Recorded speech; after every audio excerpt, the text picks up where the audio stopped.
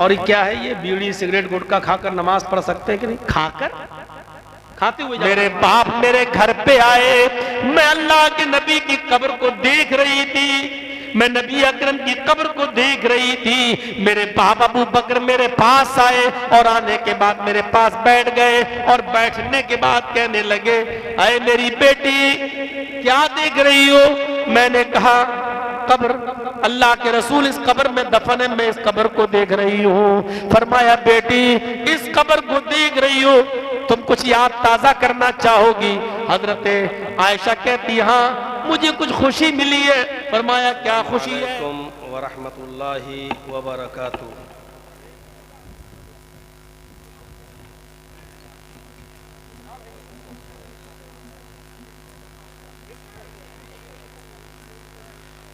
अल्हम्दुलिल्लाह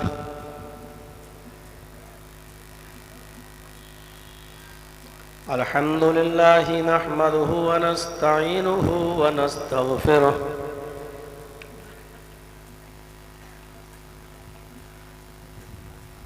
व नऊज़ु बिल्लाहि मिन शुरूरि अनफुसिना व मिन सय्यिआति अअमालिना।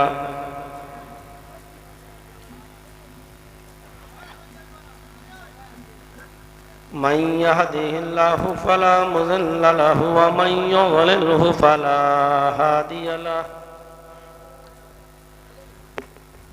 এখানটা মোটর সাইকেল চুরি হয়ে গেছে, হাথিনের এখানটা মোটর সাইকেল চুরি হয়ে গেছে। বরায় মেহরবানি সারা জালসা কমিটি চৌকন্না হয়ে যান, বাহিরকার মানুষও চৌকন্না হয়ে যান।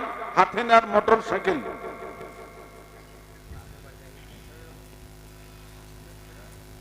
وأشهد أن لا إله إلا الله وحده لا شريك له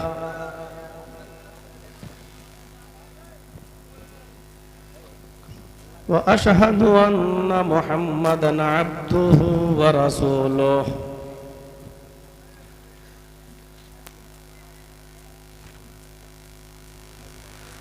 أما بعد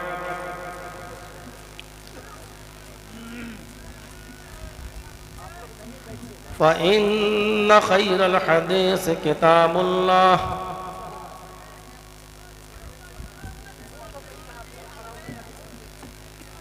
وخير الهدي هدي محمد صلى الله عليه وسلم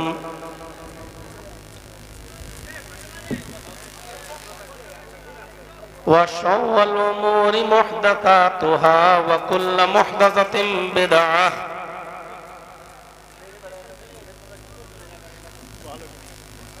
وكل بدعة ضلالة وكل ضلالة في النار. أعوذ بالله من الشيطان الرجيم. بسم الله الرحمن الرحيم.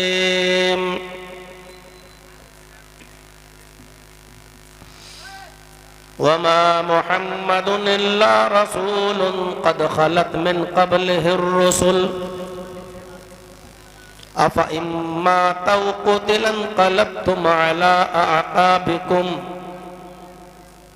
ومن ينقلب على عقبيه فلن يضر الله شيئا.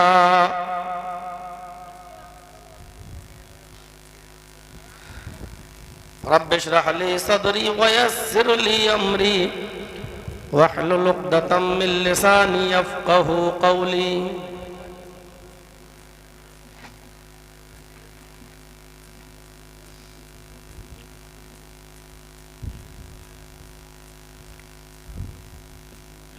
इस अज़ीमुश्शान इजलास के सदर मोहतरम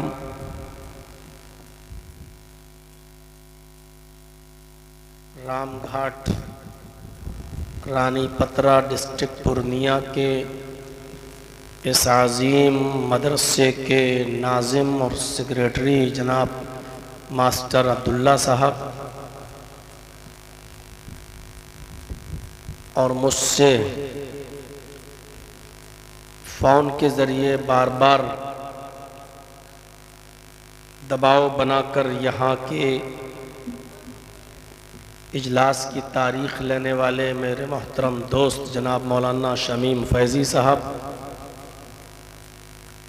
स्टेज पर बैठे हुए दीगर मुअक्कर उलमाए किराम, रामघाट रानी पतरा और उसके अतराफ़ व अकनाफ से तशरीफ़ लाए हुए मुअज़्ज़ज़ सामईन हज़रात, पर्दा नशीन इस्लामी ख़वातीन माँ और बहनों, कौम व मिल्लत के लायक वर नौजवानों, मुस्तक़बिल के होनहार अज़ीज़ बच्चों, रामघाट रानी पतरा का ये प्रोग्राम जो अपनी नौइयत का एक मुनफरिद प्रोग्राम होता है और इस इजलास में आप लोग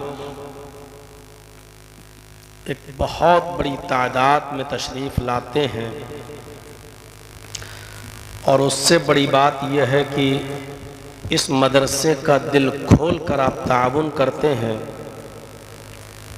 अल्लाह रब्बुल आलमीन आपके रिज़्क़ में बरकत अता फ़रमाए, आपके कारोबार में बरकत अता फ़रमाए और आपको मज़ीद मस्जिदों और मदरसों का ताउन करने का हौसला आपके अंदर पैदा फ़रमाए।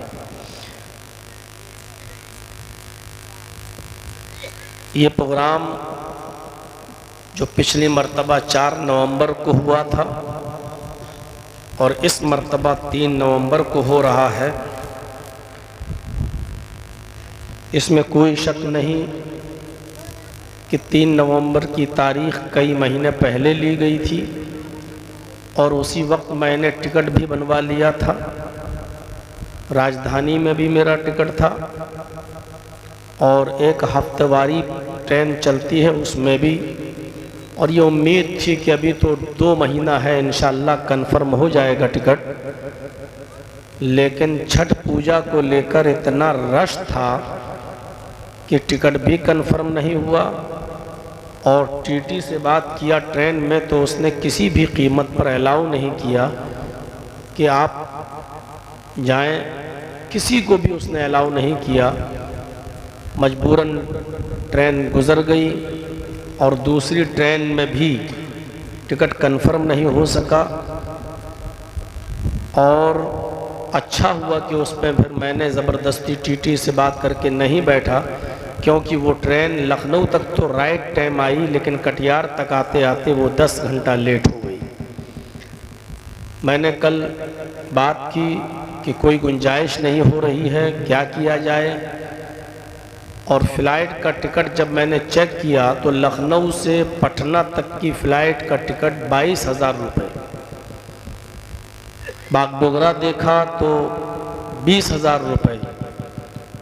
बहरहाल जलसा कमेटी से शमीम साहब से बात हुई, उन्होंने मास्टर अब्दुल्ला साहब से बात की।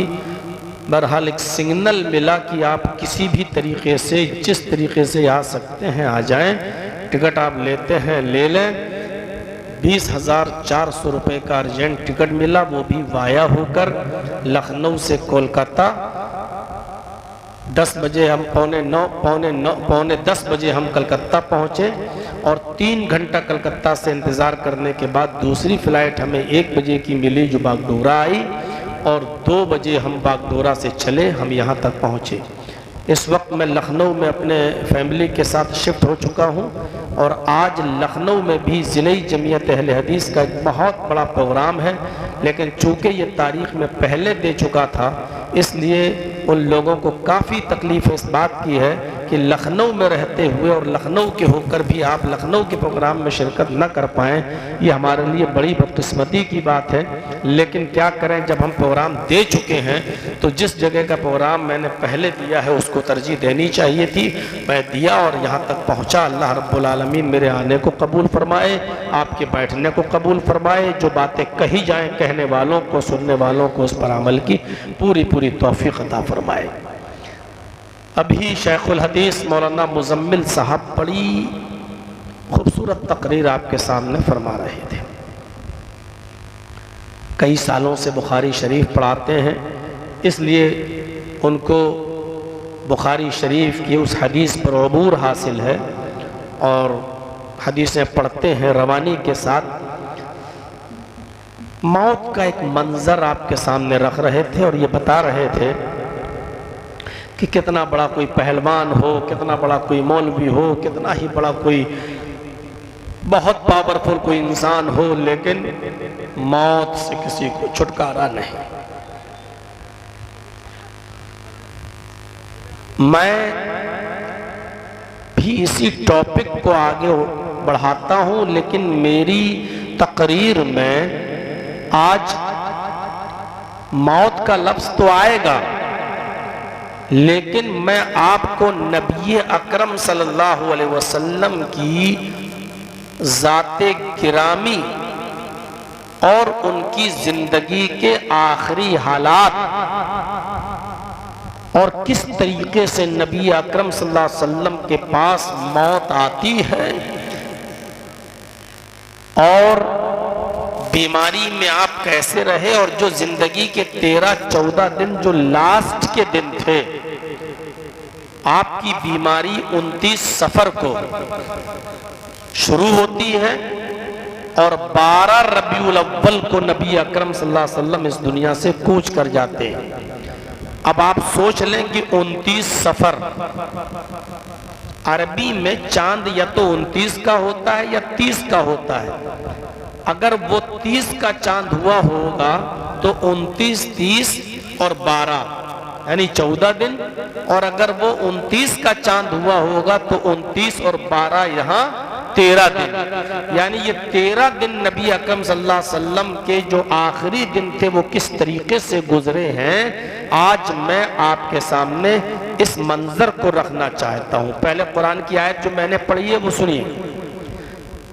वमा मुहम्मदुन इल्ला रसूल क़द खलत मिन क़ब्लिहि रुसुल अफ़ इम्मा तौ क़ुतिला इंक़लबतुम अला अक़ाबिकुम व मन यन्क़लिब अला अक़बैहि फ़लन यज़ुर्रल्लाह शैआ।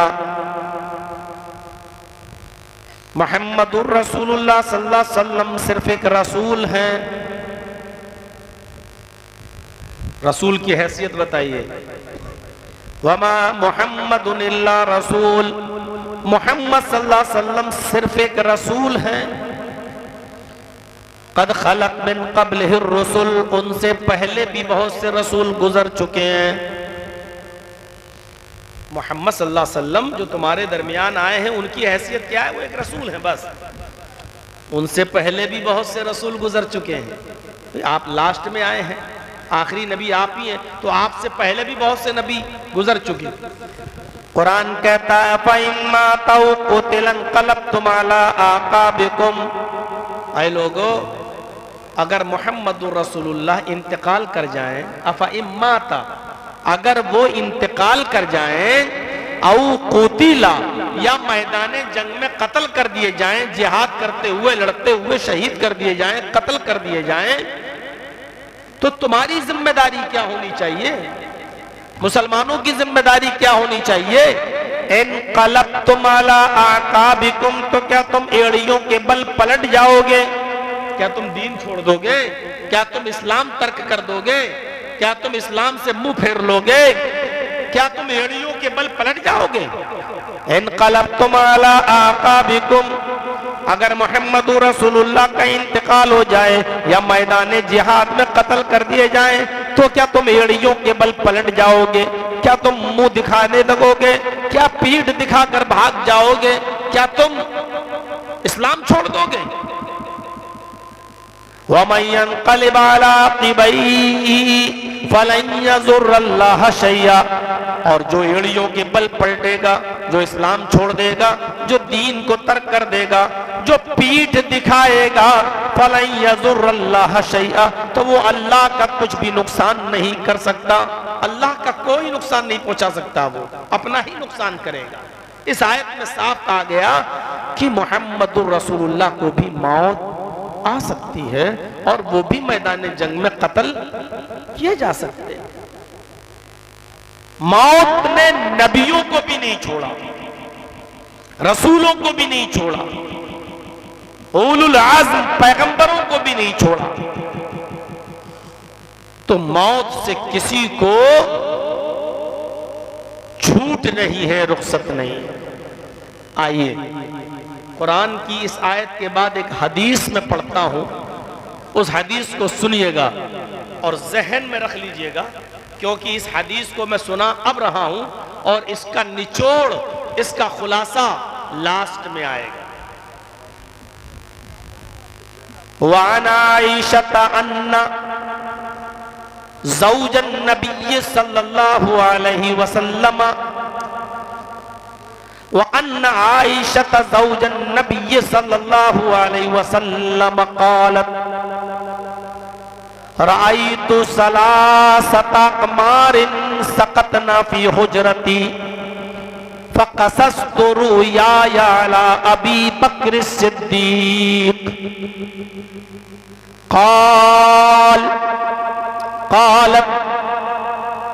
फलम्मा तवफ़्फ़ा रसूलुल्लाहि सल्लल्लाहु अलैहि वसल्लम व दुफ़िना फी बैतिहा क़ाल हाज़ा अहदु अक़मारिका व हुवा ख़ैरुहा रवाहु अहमद फी मस्नदी।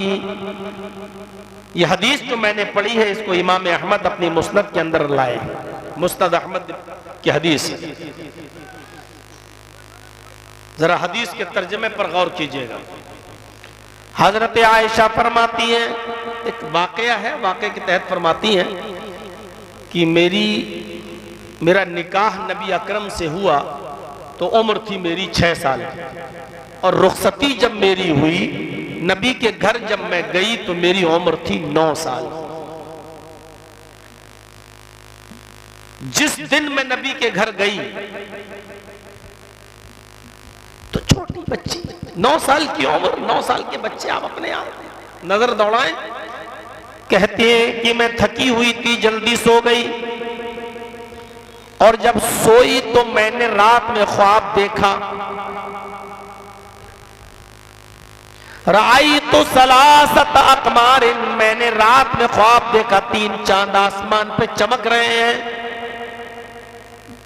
रायतु सलासत अक़मारिन, मैंने 3 चांद को देखा आसमान पे चमक रहे हैं। सबसे ज्यादा चमकने वाला चांद सबसे पहले टूटा और मेरे हुजरे में गिरा, फिर दूसरे नंबर पर चांद थोड़ी देर के बाद टूटा, वो मेरे हुजरे में गिरा, और फिर तीसरे नंबर पर थोड़ी देर के बाद चांद टूटा, वो मेरे हुजरे में आकर गिरा। सकतना फी हुजरती, वो तीनों चांद यके बाद गिरे, टूट टूट कर मेरे हुजरे में गिरते गए।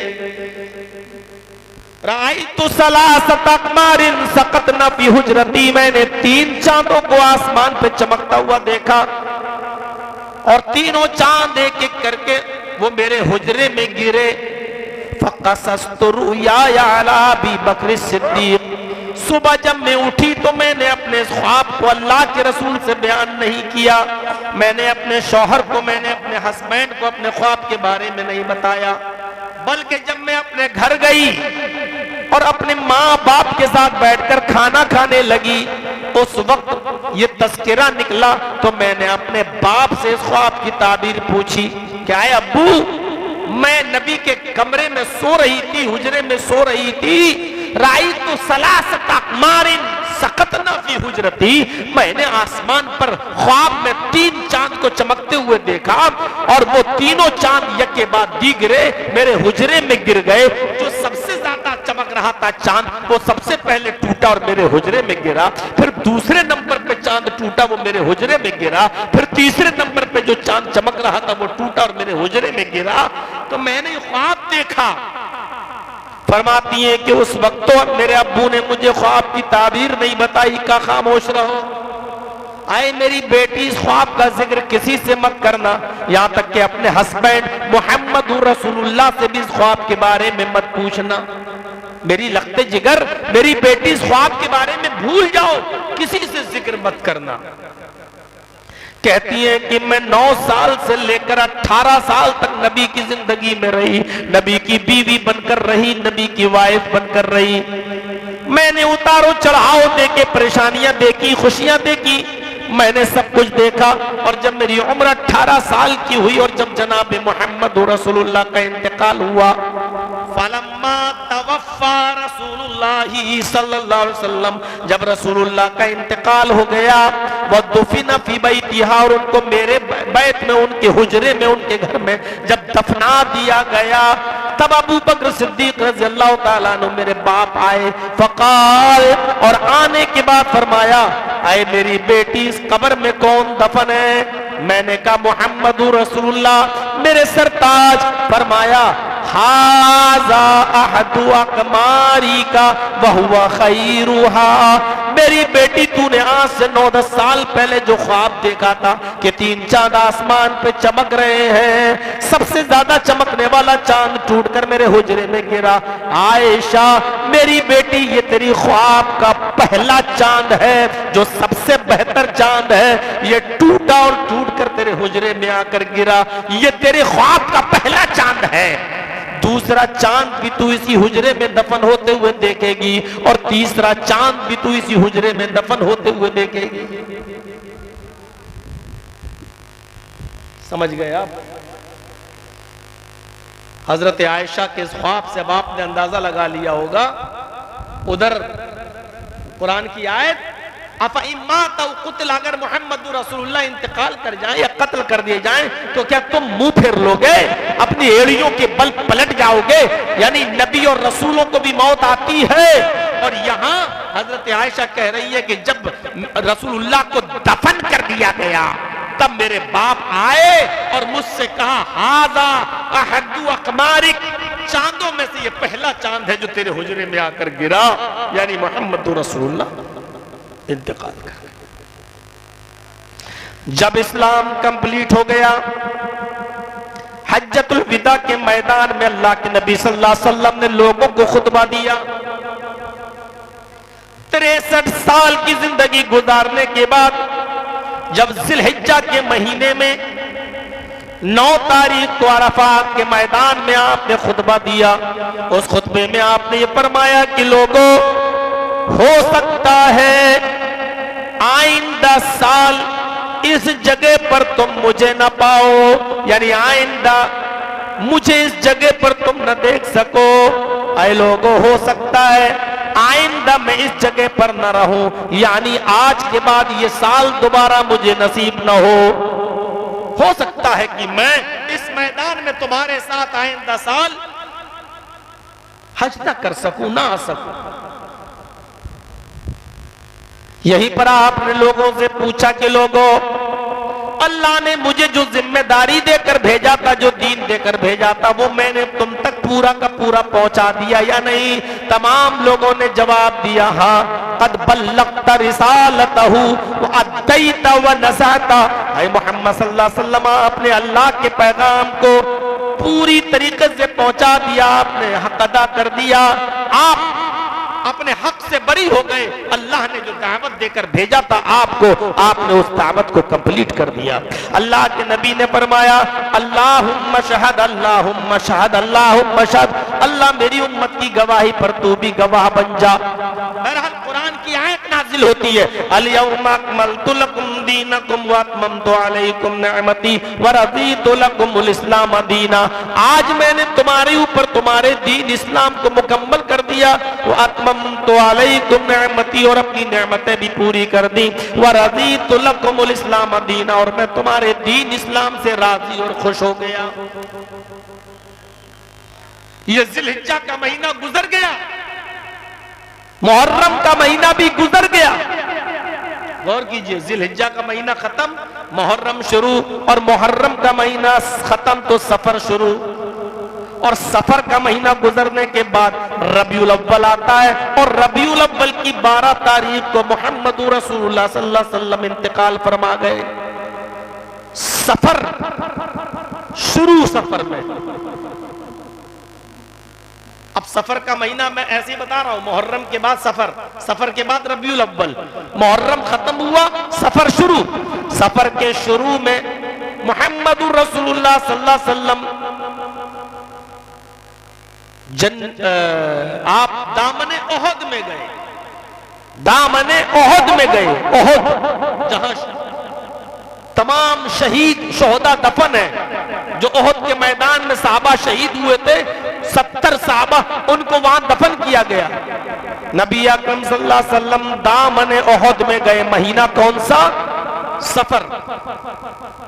और सफर के महीने में वहां जाने के बाद नबी अकरम सल्लल्लाहु अलैहि वसल्लम ने शहदाए ओहद के लिए दुआ की। आए ओहद वालो, अल्लाह रब्बुल आलमीन तुम्हारी मग़फ़िरत फरमाए। तुम जिस हाल में भी हो, अच्छी हालत में हो, अल्लाह रब्बुल आलमीन तुम्हें बख्शे, तुम्हारी मग़फ़िरत फरमाए। दामन ओहद में गए और आपने शहदाए ओहद के लिए दुआ फरमाई कि अल्लाह तू इनकी मग़फ़िरत फरमा। इन्होंने तेरे दीन के लिए अपनी जान का नजराना पेश किया, बीवी बच्चों को छोड़ा, जमीन और जायदाद छोड़ी और तेरे दीन की राह में इन्होंने कुर्बानी दी, अपनी जान का नजराना पेश किया। अल्लाह तू इन सब की मग़फ़िरत फरमा दे, अल्लाह तू इन सब को बख्श दे। उसके बाद आप घर तशरीफ लाए। अलविदाई आसार नजर आने लगे। पहले आप समझ गए कि अब ये मेरी जिंदगी का आखिरी साल है, और समझने की वजह कुछ थी। पहली वजह यह थी कि अल्लाह के नबी सल्लल्लाहु अलैहि वसल्लम हर साल रमजान के महीने में 10 दिन का एतिकाफ किया करते थे। हर साल रमजान के महीने में 10 दिन का एतिकाफ करते थे, लेकिन आखिरी साल रमजान के महीने में आपने 20 दिन का एतिकाफ किया। साहबा भी समझने लगे ये क्या बात है, आप हर साल 10 दिन का एतिकाफ करते थे, इस साल 20 दिन का एतिकाफ कर रहे हैं। और जब रमजान के महीने में जिब्राइल अलैहिस्सलाम ने जो हर साल एक मर्तबा कुरान का दौर कराते थे, इस मर्तबा जिब्रील ने कुरान का 2 मर्तबा दौर कराया। हर साल एक बार दौर कराते थे, लेकिन आखिरी साल 2 बार दौर कराया, कुरान का 2 बार पढ़ाया। अल्लाह के नबी को भी एहसास हो गया कि अब ये मेरा आखिरी रमजान है, इसके बाद दूसरा रमजान का महीना नसीब नहीं होगा। रमजान के बाद शव्वाल आया, शव्वाल के बाद ज़िलक़ादा आया, और ज़िलक़ादा के बाद ज़िलहिज्जा आया। ज़िलहिज्जा की 9 तारीख को आपने फरमा भी दिया अरफात के मैदान में कि लोगों, हो सकता है कि मैं आइंदा साल इस जगह पर दोबारा जमा ना हो पाऊं, तुमसे मुलाकात ना कर पाऊं। और ज़िलहिज्जा के बाद मुहर्रम का महीना गुजरा, और मुहर्रम के महीने के बाद सफर का महीना गुजरा। दामन ओहद में गए और ओहद के लोगों के लिए आपने दुआ फरमाई। उसके बाद घर तशरीफ लाए। उसके बाद 29 सफर को नबी अकरम जनाब मोहम्मद रसूलुल्लाह सल्लल्लाहु अलैहि वसल्लम बकी गए। बकी, जिसको हम और आप जन्नतुल बकी बोलते हैं, हालांकि उसको बकीउल गरकद नाम है, उसका सही नाम बकीउल गरकद है। मस्जिद नबी से सटा हुआ बकीउल गरकद, जिसको हम बकी बकी बोलते हैं, जहां साहबे किराम दफन है। आप बकीउल गरकद गए और आपने बकी वालों के लिए दुआ फरमाई, सहाबा के लिए दुआ फरमाई। अस्सलामु अलैकुम अहलद दयारी मिनल मुमिनीन वल मुस्लिमीन व इंशाअल्लाहु बिकुम ललाहिकून अस्सलुल्लाह लना व लकुमुल आफिया। अभी किसी को खड़ा करके पूछ लो कि कब्रिस्तान में जाने की दुआ याद है? जाते हो तो क्या दुआ पढ़ते हो? कितने लोगों के माँ बाप और कितने लोगों की माएँ, कितने के भाई कब्रों में दफन होंगे, लेकिन आप उनके लिए सलामती की दुआ नहीं पढ़ सकते हो। जब आप अपने माँ बाप के लिए दुआ नहीं कर सकते हो तो क्या उम्मीद रखते हो आपकी औलाद आपके लिए दुआ करेगी?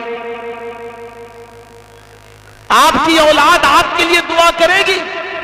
कब्रिस्तान में जाने की यही दुआ है, अस्सलामु अलैकुम अहलद दयारी मिनल मुमिनीन वल मुस्लिमीन व इंशाअल्लाहु बिकुम ललाहिकून अस्सलुल्लाह लना व लकुमुल आफिया। तमाम मैयत के लिए जो वहां दफन है उनके लिए दुआ करो। उसमें आपके माँ बाप भी शामिल हैं, आपके भाई बंद भी शामिल हैं, आपके आइज़्ज़ा और अक़रबा भी शामिल हैं। अल्लाह के नबी ने उनके लिए दुआ फरमाई। और जब आप बकी से वापस आ रहे थे, तारीख नोट रखना, 29 सफर, जब आप 29 सफर को वापस आ रहे थे तो अपने घर पहुंचने से पहले इतनी तेज आपके सर में दर्द हुआ कि मारे सर के दर्द के आप बैठ गए।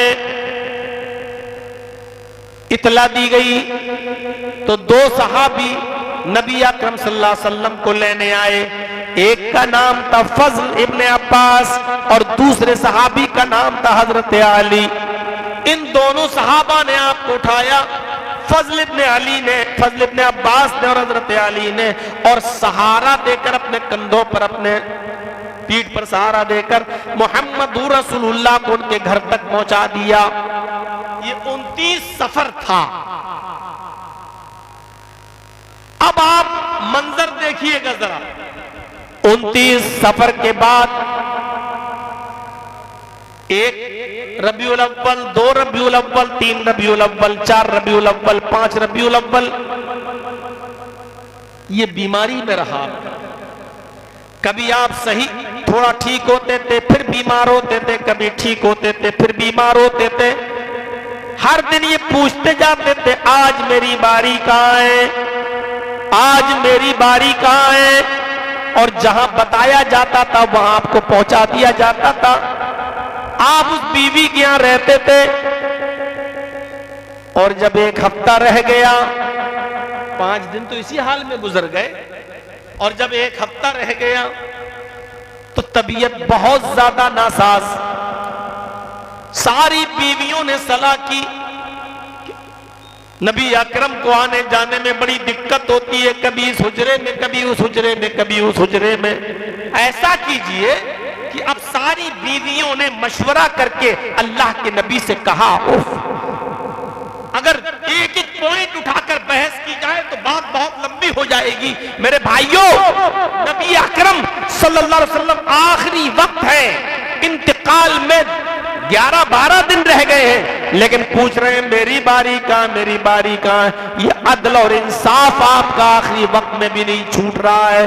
बीवियों के साथ अदल करना आपका उस मौके पर भी तर्क नहीं हो रहा है। अदल और इंसाफ की अहमियत को समझो, क्योंकि मुझे अल्लाह के यहाँ जवाब देना है। जब सारी बीवियां बैठी और बैठने के बाद फरमाया, आपकी तबीयत कुछ ज्यादा ही नासाज है, अय अल्लाह के नबी, हम आपको खुशी खुशी इजाजत देते हैं, आप जिस बीवी के यहाँ रहना चाहें रह लें, एक ही जगह आप रहिए, आपको जिस बीवी के यहाँ रहना हो आप रहें। कोई बीवी बाप से ये नहीं कहेगी कि आप उसके यहाँ क्यों रह रहे हैं। सारी बीवियों ने खुशी खुशी इजाजत दे दी। जब खुशी खुशी इजाजत मिल गई तो आपने फरमाया कि मुझे हजरत आयशा के हुजरे में पहुंचा दो, मुझे आयशा के हुजरे में पहुंचा दो, क्योंकि अल्लाह के नबी चाहते थे कि मेरी जिंदगी के आखिरी हालात, एक एक लम्हे और एक एक मिनट और सेकंड का जितनी अच्छी तरीके से आयशा याद रखेंगी और वो लोगों तक पहुंचा देंगी, उतनी अच्छी तरीके से मेरी जिंदगी के हालात आखिरी वक्त के और दूसरी बीवी नहीं बयान कर पाएगी। तो आपने ये सोच कर कहा कि मुझे आयशा के हुजरे में पहुंचा दो। 7 दिन रह गए, हुजरे आयशा में पहुंचाया जा रहा है, लेकिन कंडीशन क्या है? अगर आप सुनेंगे तो आपको ताज्जुब होगा। कंडीशन ये कि नबी अकरम जनाब मोहम्मद रसूलुल्लाह सल्लल्लाहु अलैहि वसल्लम को हजरत अब्बास के बेटे फजल उठाते हैं और हजरत अली उठाते हैं। फजल दाएं तरफ है, अली बाएं तरफ है, और ये हाथ अल्लाह के नबी का फजल के कांधे पर है और ये हाथ आपका हजरत अली रज़ी अल्लाह तआला अन्हु के कांधे पर है। आपको ये दोनों सहाबी उठाकर हुजरे आयशा में लेके जा रहे हैं और सर पे पट्टी बंधी हुई है। आखिरी हालात देखिए नबी की जिंदगी के, सर पर पट्टी बंधी हुई है दर्द सर की वजह से, और पैर जमीन के ऊपर घिसट रहे हैं। कैसे लेके जा रहे हैं? पैर जमीन से घिसटते हुए जा रहे हैं। इस हाल में आप हुजरे आयशा में दाखिल हुए। पूरी हदीस देख जाइए मेरे भाइयों, बुखारी किताबुल जनाइज के अंदर, जहां अल्लाह की नबी की जिंदगी के आखिरी हालात आपको मिलेंगे आपकी बीमारी के। आप देखिए हजरत आयशा के हुजरे में इस हाल में दाखिल हुए कि दायां हाथ आपका फजल के कांधों पर था और बायां हाथ अली के कांधों पर था। सर पे पट्टी बंधी हुई थी और पैर जमीन पर घिसट रहे थे। आप हुजरे आयशा में पहुंच गए और हुजरे आयशा में पहुंचने के बाद आपने फरमाया, मेरी तबीयत में सुधार नहीं है, आज मैं गुस्ल करना चाहता हूं और मैं चाहता हूं कि मुझे मुख्तलिफ कुओं के पानी से नहलाया जाए। उस वक्त समर का दौर नहीं था, कुएं हुआ करते थे, कुएं। मुझे मुख्तलिफ कुओं के पानी से नहलाया जाए। आपको एक लगन में, एक बर्तन में बिठा दिया गया, उठने की ताकत नहीं थी, आपको एक लगन में, एक बर्तन में बिठा दिया गया और आपके ऊपर 7 कुओं का पानी डाला गया। 7 कुओं का पानी, इधर से उधर से 7 कुओं का पानी लाया गया और 7 कुओं का पानी मुहम्मदुर रसूलुल्लाह सल्लल्लाहु अलैहि वसल्लम के ऊपर डाला गया। आपके ऊपर 7 कुओं का पानी डाला गया। इतना नहाए और इतना पानी आपके ऊपर उस दिन डाला गया कि आप नहाते नहाते खुद ही कहने लगे, बस करो, आज तबीयत से नहाया हो, आज तबीयत से मैंने गुस्ल किया है, बस करो, अब इससे ज्यादा नहीं, बस करो। मेरे भाइयों, 7वें दिन तबीयत में कुछ इफाका हुआ। 7वें दिन गुस्ल करने के बाद तबीयत में इफाका हुआ। आप मस्जिद के अंदर गए और मस्जिद में जाने के बाद आपने नमाज भी पढ़ाई ज़ोहर की और मिंबर पर बैठकर आपने लोगों को कुछ वसीयत भी फरमाई। लोगों को कुछ आपने करने के लिए कहा भी और उसके बाद में आप वापस आ गए अपने घर आए। फिर आपकी तबीयत में फिर बिगाड़ हुआ, नासाज हुई। अब इंतकाल में 5 दिन रह गए, सिर्फ 5 दिन बाकी रह गए तो अल्लाह के नबी सल्लल्लाहु अलैहि वसल्लम की तबीयत में थोड़ा सा सुधार हुआ। फिर आप उठे और मस्जिद की तरफ गए, हुजरे से निकले और मस्जिद में पहुंच गए। आपने बैठकर नमाज पढ़ाई और नमाज पढ़ाने के बाद आप मिंबर के ऊपर बैठ गए और मिंबर के ऊपर बैठने के बाद आपने फरमाया, आखिरिजुल यहूद वन नसारा मिन जजीरतिल अरब।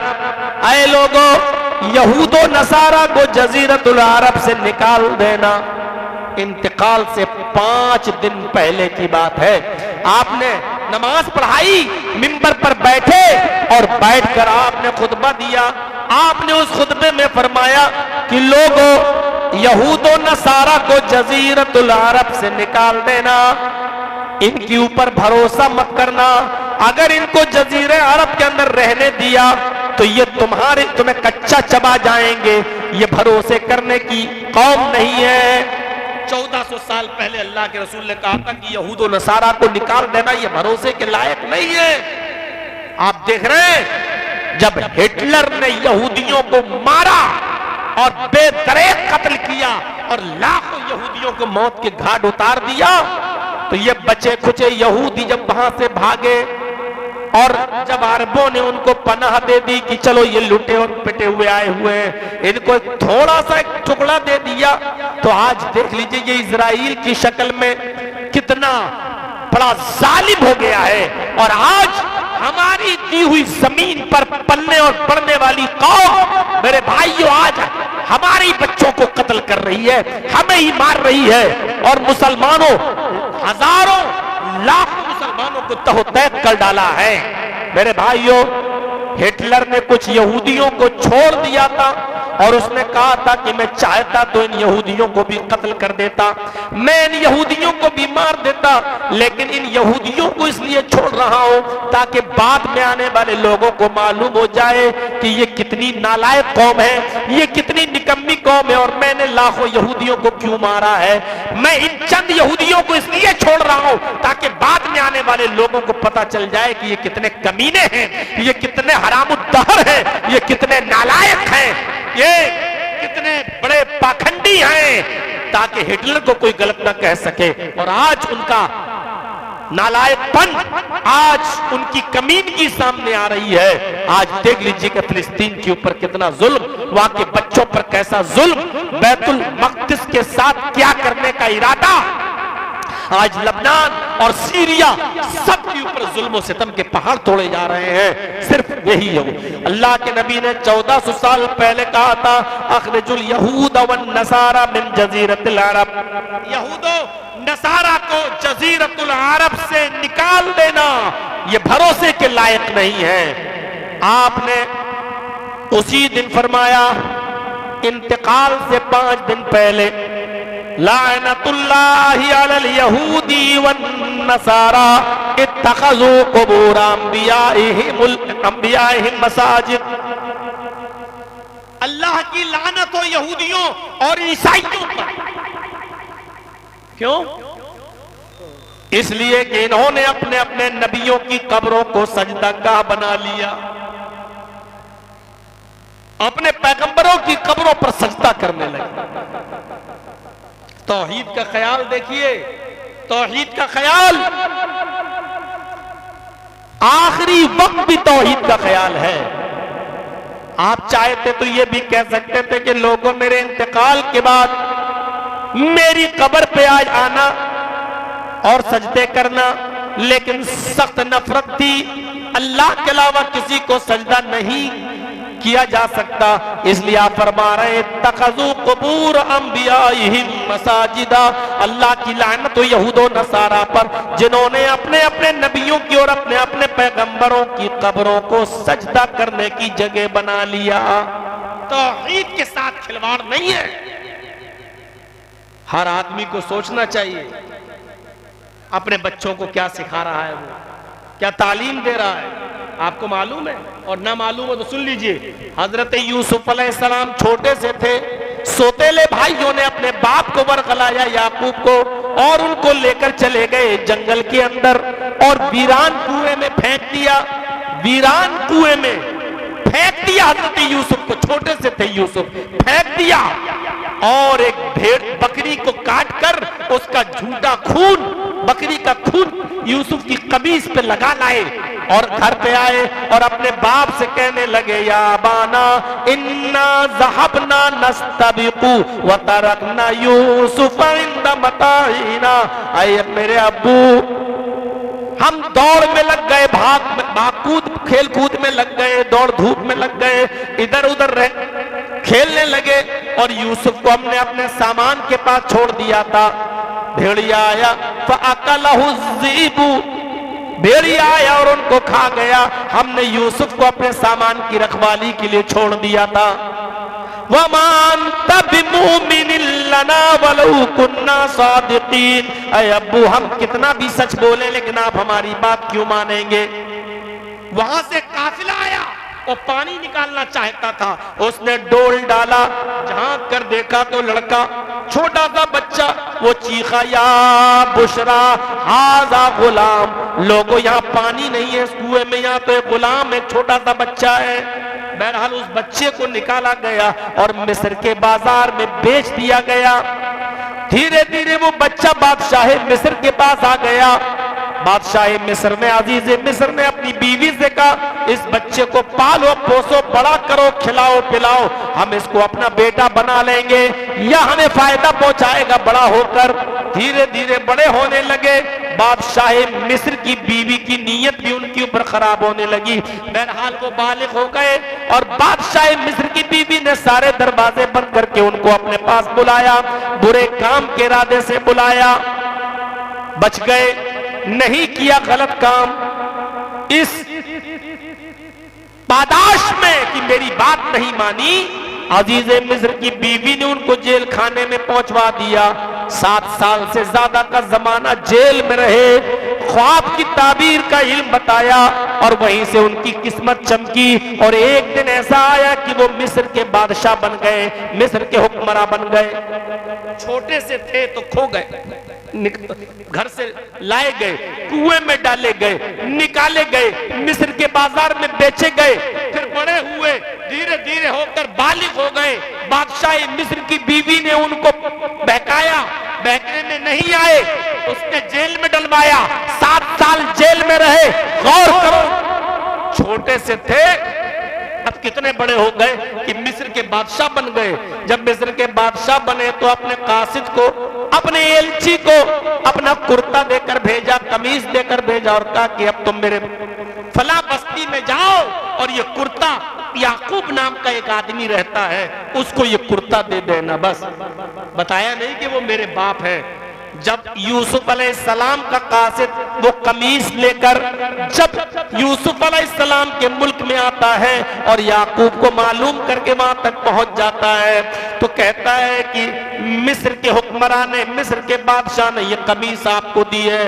हजरत याकूब अलैहिस्सलाम ने उस कमीज को सूंघा, फरमाया समझ गए ये तो मेरे बेटे की कमीज है। कहा इस कमीज को पहनने वाला जिंदा है? फरमाया हाँ है। याकूब अलैहिस्सलातु वस्सलाम ने जो पहला सवाल किया वो क्या था? कैफ़ तरक्तहू, आए ये कमीज लाने वाले, तूने यूसुफ को किस हाल में छोड़ा है? तूने यूसुफ को कैसा छोड़ा है? तूने उसको, इस कमीज के पहनने वाले को कैसा छोड़ा? कैफ़ तरक्तहू, कैसा छोड़ा? उसने कहा तरक्तुहू मलिक मिस्र, हमने उसको मिस्र के बादशाह की हालत में छोड़ा है, वो तो मिस्र का हुक्मरान है। ये कमीज जो पहनता है इस वक्त वो मिस्र का हुक्मरान है। हजरत याकूब ने ये नहीं कहा अच्छा बड़ी खुशी, नहीं नहीं ये नहीं कहा कि नहीं वो मिस्र का हुक्मरान है, या गरीब है, या धूल चाटता है, या लोगों के बर्तन मांजता है, या किसी होटल में काम करता है, मुझे इससे मतलब नहीं, मैं ये नहीं पूछना चाहता। ला असअलुकुम मन हाज़ा, मैंने तुमसे इसके बारे में नहीं जानना चाहा कि वो मिस्र का बादशाह है या नहीं। नहीं, मेरे कहने का मकसद यह है असअलुकुम अन अय्य दीन तरक्तहू, मैं तुमसे ये पूछता हूं कि तुमने उसको किस दीन पर छोड़ा। इतने दिन के बाद यूसुफ छोटे से थे तो ले जाए गए, कुएं में फेंके गए, निकाले गए, मिस्र के बाजार में बेचे गए, बादशाह के पास पहुंचे, जवान हुए, फिर जेल गए, फिर बादशाह बने। गौर करो, एक लंबा जमाना, कम से कम 15-20 साल का जमाना और 7 साल जेल का जमाना भी मान लिया जाए तो 25 और 27 साल का जमाना गुजर गया। और इतने दिन के बाद जब बेटे की कमीज मिली तो बाप ने ये नहीं पूछा कि मेरा बेटा मुल्क का बादशाह, ये सुनकर खुशी नहीं हुई, बल्कि ये पूछा अन अय्य दीन तरक्तहू, तुमने यूसुफ को किस हाल में, किस दीन पर छोड़ा? वो एक अल्लाह की इबादत करता है या नहीं, नमाज पढ़ता है या नहीं? अन अय्य दीन तरक्तहू, तुमने उसको किस दीन पे छोड़ा? यार बाप की जिम्मेदारी है कि वो पता लगाए कि उसकी औलाद क्या करती है। रात के 12 बजे आपका बेटा क्यों आता है? रात के इशा की नमाज के बाद आपका बेटा फौरन बिस्तर पर क्यों नहीं सोता? रात के 11 और 12 बजे वो क्यों आ रहा है? और हर बाप की जिम्मेदारी है कि वो चेक करे कि उसकी बेटी रात के 12 बजे मोबाइल क्यों चलाती है, बेटी के हाथ में एंड्रॉयड मोबाइल क्यों है। ये बाप की जिम्मेदारी है कि अगर है तो बेटी को हुक्म दे कि हर वक्त इसका लॉक खुला हुआ होना चाहिए, फिंगर नहीं होना चाहिए, कोई चीज नहीं, और इस टाइप का मोबाइल होना चाहिए कि जब भी बाप मांगे बेटी फौरन दे दे और बाप जाकर चेक करे। हालांकि ऐसे ऐसे सॉफ्टवेयर उसमें पड़े हुए हैं कि बाप की नजर भी वहां तक नहीं पहुंच सकती है। मेरे भाइयों, चेक करना बाप की जिम्मेदारी है कि वो अपनी बेटी का मोबाइल चेक करे, अपने बेटे का भी मोबाइल चेक करे और बेटों पर भी नजर रखे कि वो किस तरफ जा रहे हैं। इतने दिनों के बाद बाप ने अगर पूछा तो ये पूछा अन अय्य दीन तरक्तहू, तुमने मेरे यूसुफ को किस हाल, किस दीन पर छोड़ा? तो अल्लाह के नबी ने यहाँ दो नसीहतें फरमाई 5 दिन पहले, यहूद और नसारा को तुम निकाल देना, और दूसरी बात फरमाई बद्दुआ, अल्लाह की लानत हो यहूद और नसारा पर जिन्होंने अपने अपने नबियों की कब्रों को सजदागाह बना लिया। ये इंतकाल से 5 दिन पहले की बात है। अब इंतकाल में 4 दिन रह गए। आपने कहा, ये जरा गौर से सुनिएगा, आपने फरमाया लोगों कलम लाओ और चमड़े के टुकड़ों पर या बड़ी बड़ी हड्डियों पर कुछ लिखा जाता था पहले, तो आपने फरमाया कि कलम लाओ और हड्डी का कोई टुकड़ा या चमड़े का टुकड़ा लाओ, मैं कुछ वसीयत कर रहा हूं उसको लिख लो। यहां इख्तिलाफ हो गया। उस सहाबा कहने लगे कि लिखवाइए, और कुछ कहने लगे रहने दीजिए, आपकी तबीयत ठीक नहीं है, आप आराम कीजिए। जो लोग ये कह रहे थे कि आप आराम कीजिए, उनमें हजरत उमर भी शामिल थे। हजरत उमर कहने लगे हमारे लिए बस कुरान काफी है, आप आराम कीजिए, आप तकलीफ क्यों उठा रहे हैं, कलम मंगवा रहे हैं, हड्डी या चमड़े का टुकड़ा मंगवा रहे हैं लिखवाने के लिए। अल्लाह के नबी हमें किसी चीज की जरूरत नहीं है, हमारे लिए बस कुरान काफी है। कुछ सहाबा कहने लगे नहीं, पता नहीं कौन सी खास चीज अल्लाह के नबी बताना चाहते हैं, अगर वो लिख ली जाए तो क्या हर्ज है। इसी में सहाबा किराम के दरमियान इख्तिलाफ हो गया। इख्तिलाफ इतना बढ़ गया कि तू मैं तक नौबत आ गई। जब आपने उस इख्तिलाफ को देखा तो आपने अपने बिस्तर के पास से इख्तिलाफ करने वालों को यह कहकर हटा दिया, दूर हो जाओ मेरी आंखों के सामने से। हजरत उमर से भी और दूसरे गिरोह से भी आपने फरमाया हट जाओ मेरी आंखों के सामने से। यानी मुझे इख्तिलाफ पसंद नहीं है, मुझे लड़ना पसंद नहीं है, मुझे आपका झगड़ना पसंद नहीं है, मेरी तबीयत वैसे ही खराब है, अब तुम मेरे निगाहों के सामने से हट जाओ। दोनों ग्रुप को, दोनों पार्टियों को आपने बाहर निकाल दिया। जोहर की नमाज का वक्त हुआ, आप उठे, याद रखिएगा 4 दिन रह गए आपके इंतकाल में। आप उठे और थोड़ी देर के बाद आप मस्जिद में गए। मस्जिद में जब आप गए तो आपने नमाज पढ़ी जोहर की, नमाज पढ़ाई जोहर की, और जोहर की नमाज पढ़ाने के बाद मिंबर के ऊपर बैठ गए, और बैठने के बाद आपने जो वसीयत की वो सुनिए। आपने फरमाया लोगों लश्कर उसामा को रवाना कर देना, यानी मैंने जिहाद के लिए जिस लश्कर को भेजा है और तैयारी कराई है, उस लश्कर को किसी भी हाल में मत रोकना। मैं दुनिया में रहूं ना रहूं, मैं इंतकाल भी कर जाऊं, लेकिन लश्कर उसामा जिसको जिहाद के लिए मैंने तैयार किया उसको जाना पड़ेगा, उसको जिहाद के लिए हर हाल में निकाल देना। आपने पहली नसीहत फरमाई कि लोगों लश्कर उसामा को रवाना कर देना, उसको किसी भी कीमत पर मत रोकना। फरमाया ठीक। उसके बाद में आपने दूसरी नसीहत फरमाई, लोगों तरक्तो फीकुम अमरैनी लन तज़िल्लू मा तमस्सकतुम बिहिमा, तरक्तो फीकुम अमरैन लन तज़िल्लू मा तमस्सकतुम बिहिमा किताबुल्लाहि व सुन्नती। लोगों में तुम्हारे दरमियान 2 चीजें छोड़कर जा रहा हूं, इन दोनों चीजों को तुम मजबूती से पकड़े रहना, इन दोनों चीजों को तुम मजबूती से थामे रहना। जब तक तुम इन दोनों चीजों को मजबूती से पकड़े रहोगे, जब तक तुम इन दोनों चीजों को मजबूती से थामे रहोगे, दुनिया की कोई ताकत तुम्हें गुमराह नहीं कर सकती। उस शख्सियत का गुजर हो रहा है। अभी तक तो नॉर्मल अंदाज में बात गुफ्तगू चल रही थी, अब ये 4 दिन की गुफ्तगू, 4 दिन और रह गए। जरा देखिए 2 दिन पहले की कंडीशन, जरा देखिए 1 दिन पहले की कंडीशन, और देखिए आखिरी दिन की कंडीशन, और देखिए इंतकाल के बाद हजरत फातिमा की कंडीशन, हजरत उमर की कंडीशन, मदीने के लोगों की कंडीशन, फिर उसके बाद में दफन होने से पहले के हालात, फिर दफन से पहले का इख्तिलाफ, और सहाबा इख्तिलाफ को कैसे दूर करते थे। मेरे भाइयों, बहुत सी बातें आज आपको आज की तकरीर में ये मिलेंगी। जरा गौर करो, इंतकाल में 4 दिन रह गए, लेकिन आप कह रहे हैं कि लोगों लश्कर उसामा को रवाना कर देना, उसको हर हाल में जिहाद में जाना है, उसको मत रोकना, चाहे मैं रहूं ना रहूं।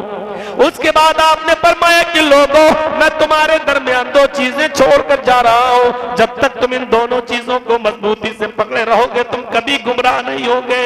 यानी एक कुरान को छोड़कर जा रहा हूं और एक अपनी सुन्नत, इन दोनों को मजबूती से अगर पकड़े रहोगे तो कायनात की कोई ताकत तुम्हें गुमराह नहीं कर सकती है।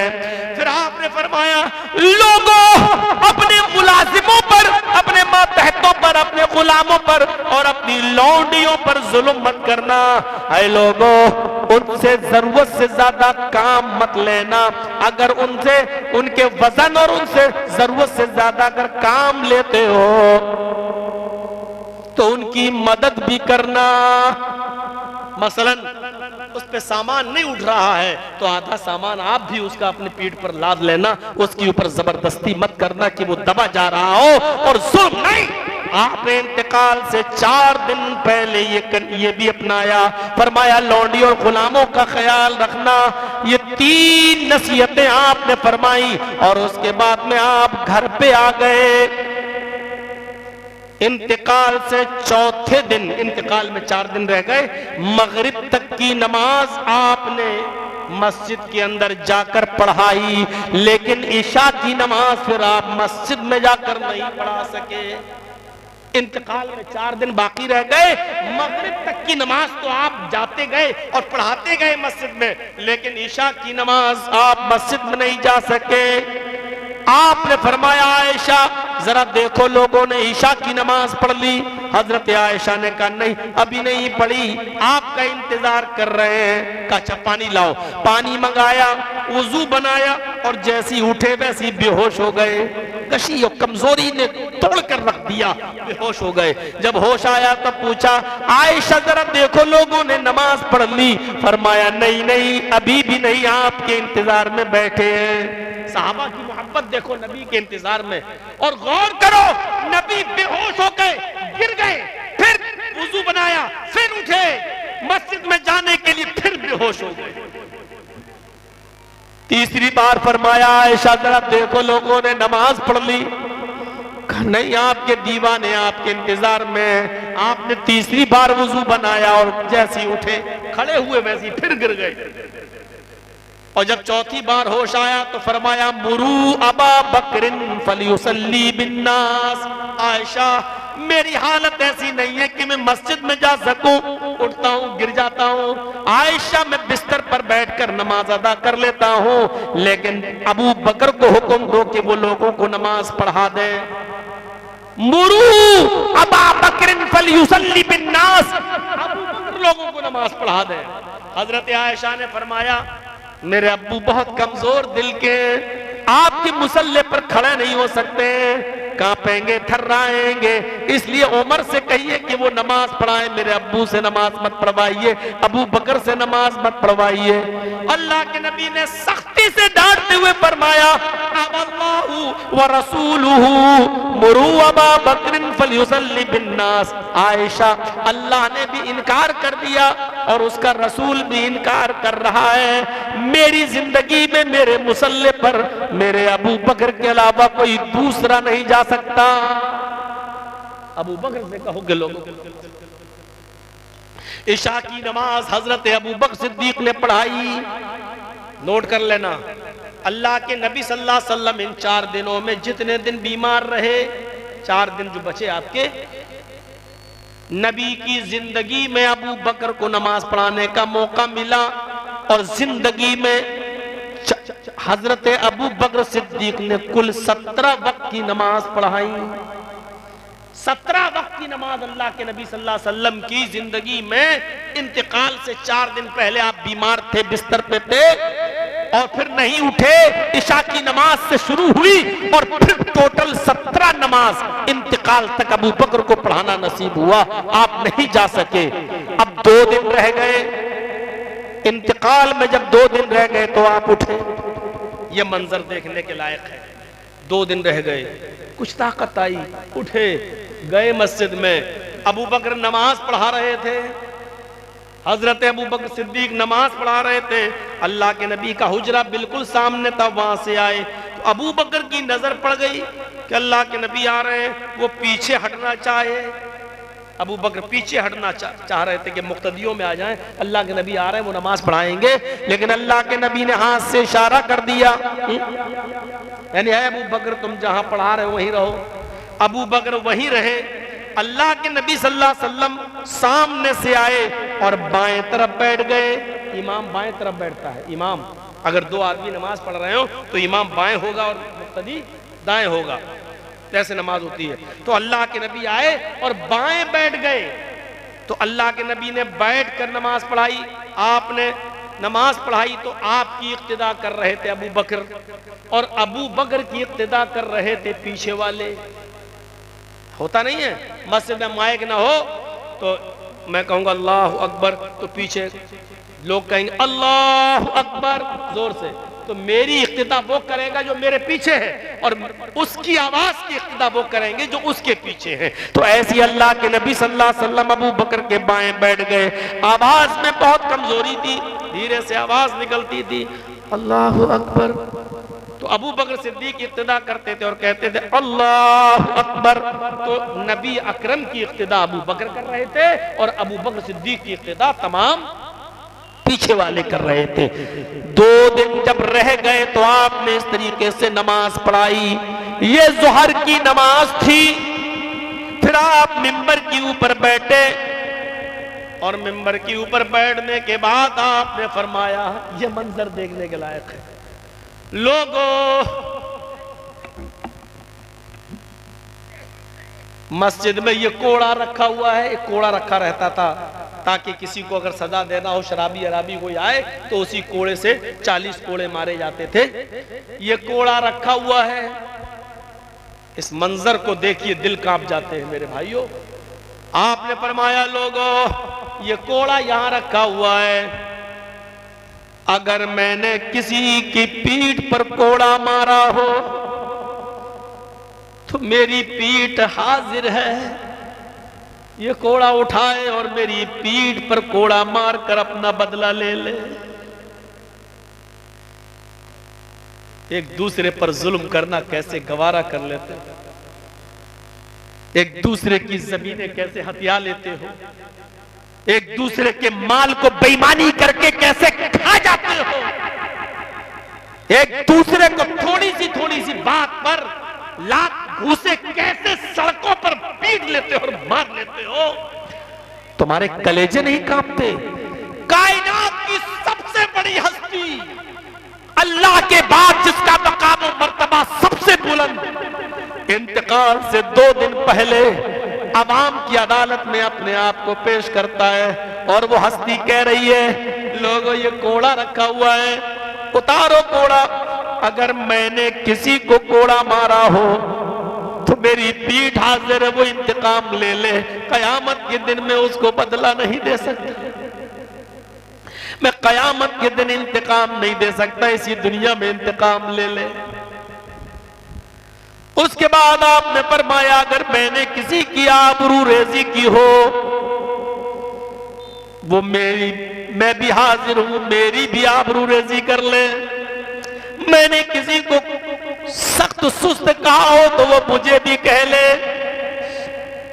मैंने जिसके साथ जो बर्ताव किया है वो वैसा बर्ताव कर ले, इसी दुनिया में बदला ले ले। किसी का कुछ मेरे ऊपर कर्ज हो तो बताए। एक साहबी उठे और कहने लगे, हाँ आए अल्लाह के नबी, मेरे 3 दिरहम आपके ऊपर कर्ज हैं। मंजर देखिए, 2 दिन बाकी रह गए आपके इंतकाल में। 10 रबीउल अव्वल है ये, 12 रबीउल अव्वल को आपका इंतकाल हो गया और 10 रबीउल अव्वल को आप कह रहे हैं अगर किसी का कोई कर्ज हो मेरे ऊपर तो वो बताए। एक सहाबी उठते हैं और कहते हैं कि अल्लाह के नबी, मेरा कर्ज है 3 दिरहम आपके ऊपर। आपने फजल इब्ने अब्बास, हजरत अब्बास के बेटे से कहा, आए फजल, इनके 3 दिरहम अदा कर दिए जाएं। हजरत फजल इब्न अब्बास ने उनके 3 दिरहम उनको दे दिए। आपने फरमाया मेरे हथियार मेरे घर से उठाकर लाए जाएं। अल्लाह के नबी सल्लल्लाहु अलैहि वसल्लम के पास जितने भी हथियार थे सब सहाबा किराम को दे दिए और जमा कर दिए। ये लीजिए, अब मेरे अंदर इतनी कमजोरी आ चुकी है कि अब मैं जिहाद के लिए नहीं जा सकता हूं और मुझे नहीं लगता कि अब मैं कोई जिहाद भी कर पाऊंगा। अब मैं नमाज के लिए खड़ा नहीं हो पा रहा हूं तो जिहाद के लिए कैसे जा सकता। मुझे जो हथियार थे मेरे पास वो मैंने जमा कर दिए। सहाबियों, ये हथियार संभालो, अब ये तुम्हारे काम आएंगे। आपने सारे हथियार जमा कर दिए। एक और मंजर देखने के लायक है, एक और मंजर देखने के लायक है। आपने फरमाया साथियों, इन हथियारों में जो हथियार मेरे पास देख रहे हो इसमें एक ज़िरा की कमी है। ज़िरा, और ज़िरा ना जानते हो तो समझो, पहले ज़िरा पहन ली जाती थी। जिहाद जब होता था तो ज़िरा पहन लेते थे लोग ताकि तीर न लगे, तलवार का वार न हो। लोहे की ज़िरा होती थी तो ऐसे ऊपर से डाल लिया करते थे और लड़ते थे। किसी का तीर आता था तो लोहे की ज़िरा में लगता था तो तीर अंदर नहीं घुसता था, सीने में पैवस्त नहीं होता था, उसको ज़िरा बोलते थे। ज़िरा। फरमाया लोगों, मेरे पास एक ज़िरा भी रखी हुई थी, वो ज़िरा मेरे पास तुम नहीं देख रहे हो। फरमाया हाँ, ज़िरा कहाँ है? अल्लाह के नबी फरमाते हैं कि यहूदी के पास गिरवी रखी हुई है। गिरवी समझते हैं? गिरवी, ये मोबाइल मेरा रख लीजिए, 10,000 रुपए मुझे दे दीजिए, जब हम आपके 10,000 लौटा दें तब आप मुझे ये मेरा मोबाइल दे देना। ये होती गिरवी, रहन। अल्लाह के नबी फरमाते हैं कि एक यहूदी के पास मेरी ज़िरा रहन रखी हुई है, गिरवी रखी। कितना खतरनाक मंजर। मैंने उससे 30 सा जौ ले लिया था ज़िरा गिरवी रखकर। 30 सा, एक सा होता है 2.5 किलो का। एक सा कितने का होता है? 2.5 किलो का। अल्लाह के नबी सल्लल्लाहु अलैहि वसल्लम फरमाते 30 सा जौ के बस मैंने ज़िरा यहूदी को गिरवी रख दिया था। मुहम्मदुर रसूलुल्लाह के पास 75 किलो गेहूं, 30 सा का 75 किलो हुआ कि नहीं हुआ? एक सा 2.5 किलो का, तो 30 सा 75 किलो। मैंने 30 सा जौ के बस गिरवी रख दी थी वो ज़िरा, यानी 75 किलो जौ मैंने उससे ले लिया था। मोहम्मद के पास 75 किलो जौ का इंतजाम नहीं हो पाया। लोगों, अगर तुम्हारे पास 75 किलो जौ का इंतजाम हो जाए तो वो यहूदी को देकर वो ज़िरा ले लेना, उसको भी जंग में इस्तेमाल करना, वो तुम्हारे काम आएगा। गौर कीजिए कि किस हाल में इस दुनिया से जा रहे हैं। फरमाते हैं कि मेरी ज़िरा 75 किलो जौ के बस यहूदी के पास रहन रखी हुई है, गिरवी रखी हुई है, मेरे पास इंतजाम नहीं हो सका, मेरे पास नहीं हो पाया इंतजाम। तुम वो 75 किलो जौ उसको दे देना और ज़िरा उससे ले लेना, वो ज़िरा मैदान जंग में लड़ने के काम आएगी। आपके पास जितने गुलाम थे आपने उन तमाम गुलामों को आजाद फरमा दिया कि अब मैं तुम्हें अपनी गुलामी से आजाद कर रहा हूं। आपने गुलामों को आजाद किया। लौंडियों के बारे में वसीयत फरमाई। इंतकाल से 2 दिन पहले आपने अपने हथियार जमा कर दिए, आपने अपने आप को बदले के लिए पेश कर दिया। अगर किसी ने को मैंने मारा हो तो ये गाल हाजिर है, किसी को कोड़ा मारा हो तो ये पीठ हाजिर है, किसी का कर्ज लिया हो तो कर्ज देने के लिए मैं तैयार हूं। मुहम्मदुर रसूलुल्लाह सल्लल्लाहु अलैहि वसल्लम इंतकाल से 2 दिन पहले अपने आप को इस अंदाज से पेश करते हैं और उसके बाद फिर अपने घर आते हैं और फिर वही घर पे आराम करते हैं और बकिया नमाजें उसी घर के अंदर पढ़ते हैं।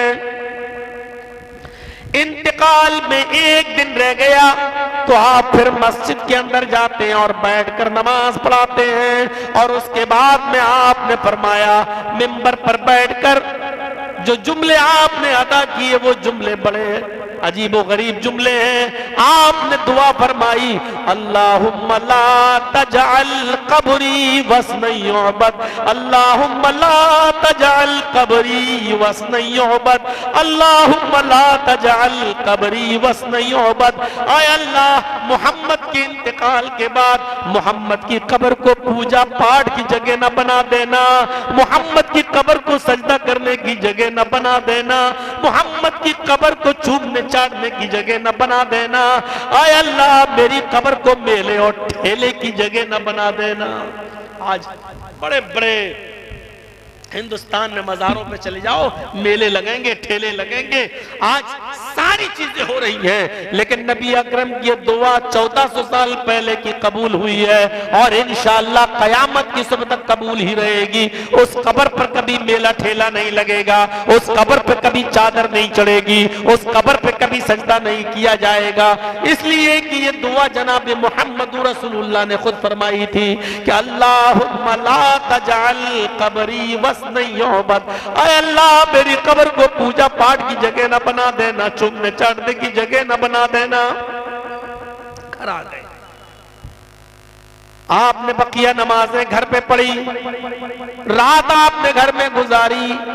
आज 12 रबीउल अव्वल है, सुबह फजर की नमाज के वक्त आपने पर्दा हटा कर देखा, ऐसे सहाबा किराम नमाज पढ़ रहे हैं, अबू बकर सिद्दीक इमामत कर रहे हैं। जब पर्दा हटा तो अबू बकर की नजर पड़ी, वो पीछे हटना चाह रहे थे, लेकिन अल्लाह के नबी सल्लल्लाहु अलैहि वसल्लम ने हाथ के इशारे से उनको रोक दिया और पर्दा गिरा दिया।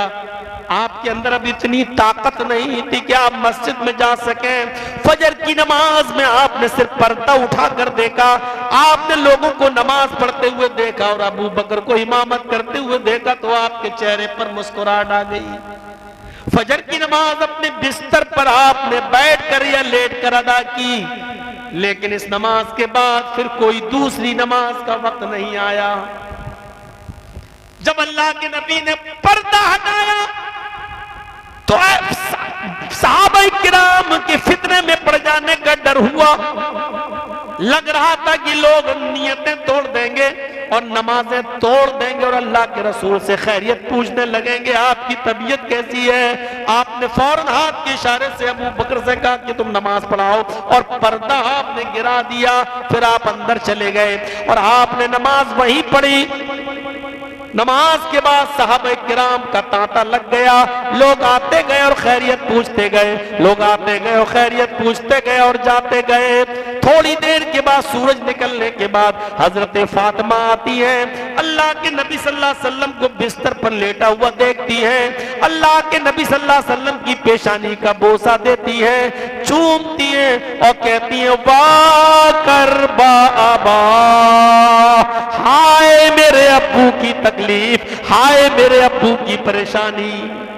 हजरत फातिमा की ये जुमले सुनकर मोहम्मद रसूलुल्लाह ने फरमाया, मेरी बेटी रोते नहीं, मेरी बेटी गम न करो, मेरी बेटी अपने बाप की तकलीफ को देखकर तुम परेशान मत हो। आज के बाद तुम्हारे बाप को कभी इतनी तकलीफ नहीं होगी, आज के बाद तुम्हारे बाप को कभी इतनी तकलीफ नहीं पहुंचेगी। समझ गई कि मेरे अब्बू का आज आखिरी वक्त, आखिरी दिन है। उसके बाद हसन और हुसैन को आपने बुलाया, हसन हुसैन की पेशानी का बोसा दिया और फरमाया, लोगों हसन और हुसैन ये जन्नत के दो फूल हैं, इनका ख्याल रखना, इनको तकलीफ मत देना। जिसने इनको तकलीफ दी उसने मोहम्मद रसूलुल्लाह को तकलीफ दी। फिर आपने फातिमा के बारे में फरमाया, फातिमा मेरे दिल का टुकड़ा है, जिसने फातिमा को सताया उसने मुझे सताया। फिर आपने लौंडियों के ताल्लुक से, गुलामों के ताल्लुक से आपने वसीयत फरमाई। फिर अपनी बीवियों को बुलाया और बीवियों को भी खैर की वसीयत फरमाई, बीवियों को भी खैर की वसीयत फरमाई। तकिए के नीचे आपका हाथ गया, 7 दिरहम थे, फरमाया इनको भी सदका कर दो, 7 दिरहम को भी सदका कर दिया गया। पूछा गया अल्लाह के नबी रहने दीजिए, ये 7 दिरहम काम आएंगे, अगर आपको कुछ हो गया, अल्लाह को प्यारे हो गए तो आपके दफन कफन में काम आ जाएंगे। फरमाया इन 7 दिरहमों पर तुम इतना भरोसा करती हो, जो 7 भरोसे के लायक है उस पर तुम्हारा कोई भरोसा नहीं। आयशा इन 7 दिरहमों को अल्लाह की राह में सदका कर दो, अगर ये मेरे घर में रह गए और मेरा इंतकाल हो गया तो मैं अपने रब को क्या जवाब दूंगा, अपने रब को क्या मुंह दिखाऊंगा। आपने वो 7 दिरहम भी सदका और खैरात कर दिए। ज़वाल का वक्त हो गया, ज़ोहर का वक्त बिल्कुल करीब है। अल्लाह के नबी सल्लल्लाहु अलैहि वसल्लम हजरत आयशा के भाई को देखते हैं कि वो मिसवाक कर रहे हैं, तो आपने हजरत आयशा से इशारा करके कहा कि वो मिसवाक। हजरत आयशा ने पूछा क्या आप मिसवाक करेंगे? इशारा किया हाँ। हजरत आयशा ने अपने भाई से वो मिसवाक ले ली और अल्लाह के नबी सल्लल्लाहु अलैहि वसल्लम को वो मिसवाक दे दी। अल्लाह के नबी ने वो मिसवाक ले ली और अपने मुंह में रखकर वो मिसवाक करना शुरू कर दिया। चूंकि कमजोरी बढ़ती गई इसलिए वो मिसवाक थोड़ी सी टाइट थी और आप चबा नहीं पा रहे थे, तो आपने आयशा से कहा कि इसको अपने मुंह से दबा दो और कुचल दो, नरम कर दो। हजरत आयशा ने उसको अपने दांतों से दबाया और उस मिसवाक को कुचल दिया और नरम कर दिया और दे दी। अल्लाह के नबी सल्लल्लाहु अलैहि वसल्लम ने उस मिसवाक को अपने मुंह में लेके करना शुरू कर दिया। थोड़ी देर के बाद जब आप मिसवाक से फारिग हुए तो आपने फरमाया पानी का प्याला लाओ। पानी का प्याला लाया गया और जब पानी का प्याला लाया गया तो आप पानी के प्याले में अपने दोनों हाथों को डालते जाते और पानी से भीगे हाथों को अपने चेहरे पर मलते जाते और कहते जाते ला इलाहा इल्लल्लाह इन्ना लिल मौति सकरात, ला इलाहा इल्लल्लाह इन्ना लिल मौति सकरात, ला इलाहा इल्लल्लाह इन्ना लिल मौति सकरात। ऐ अल्लाह तेरे अलावा कोई माबूद नहीं, ला इलाहा इल्लल्लाह, अल्लाह के अलावा कोई माबूद नहीं। इन्ना लिल मौति सकरात, मौत के लिए बड़ी बेचैनियां हैं, मौत के लिए बड़ी परेशानियां हैं, मौत के लिए बड़ी सख्तियां हैं, यानी तकलीफ की वजह से।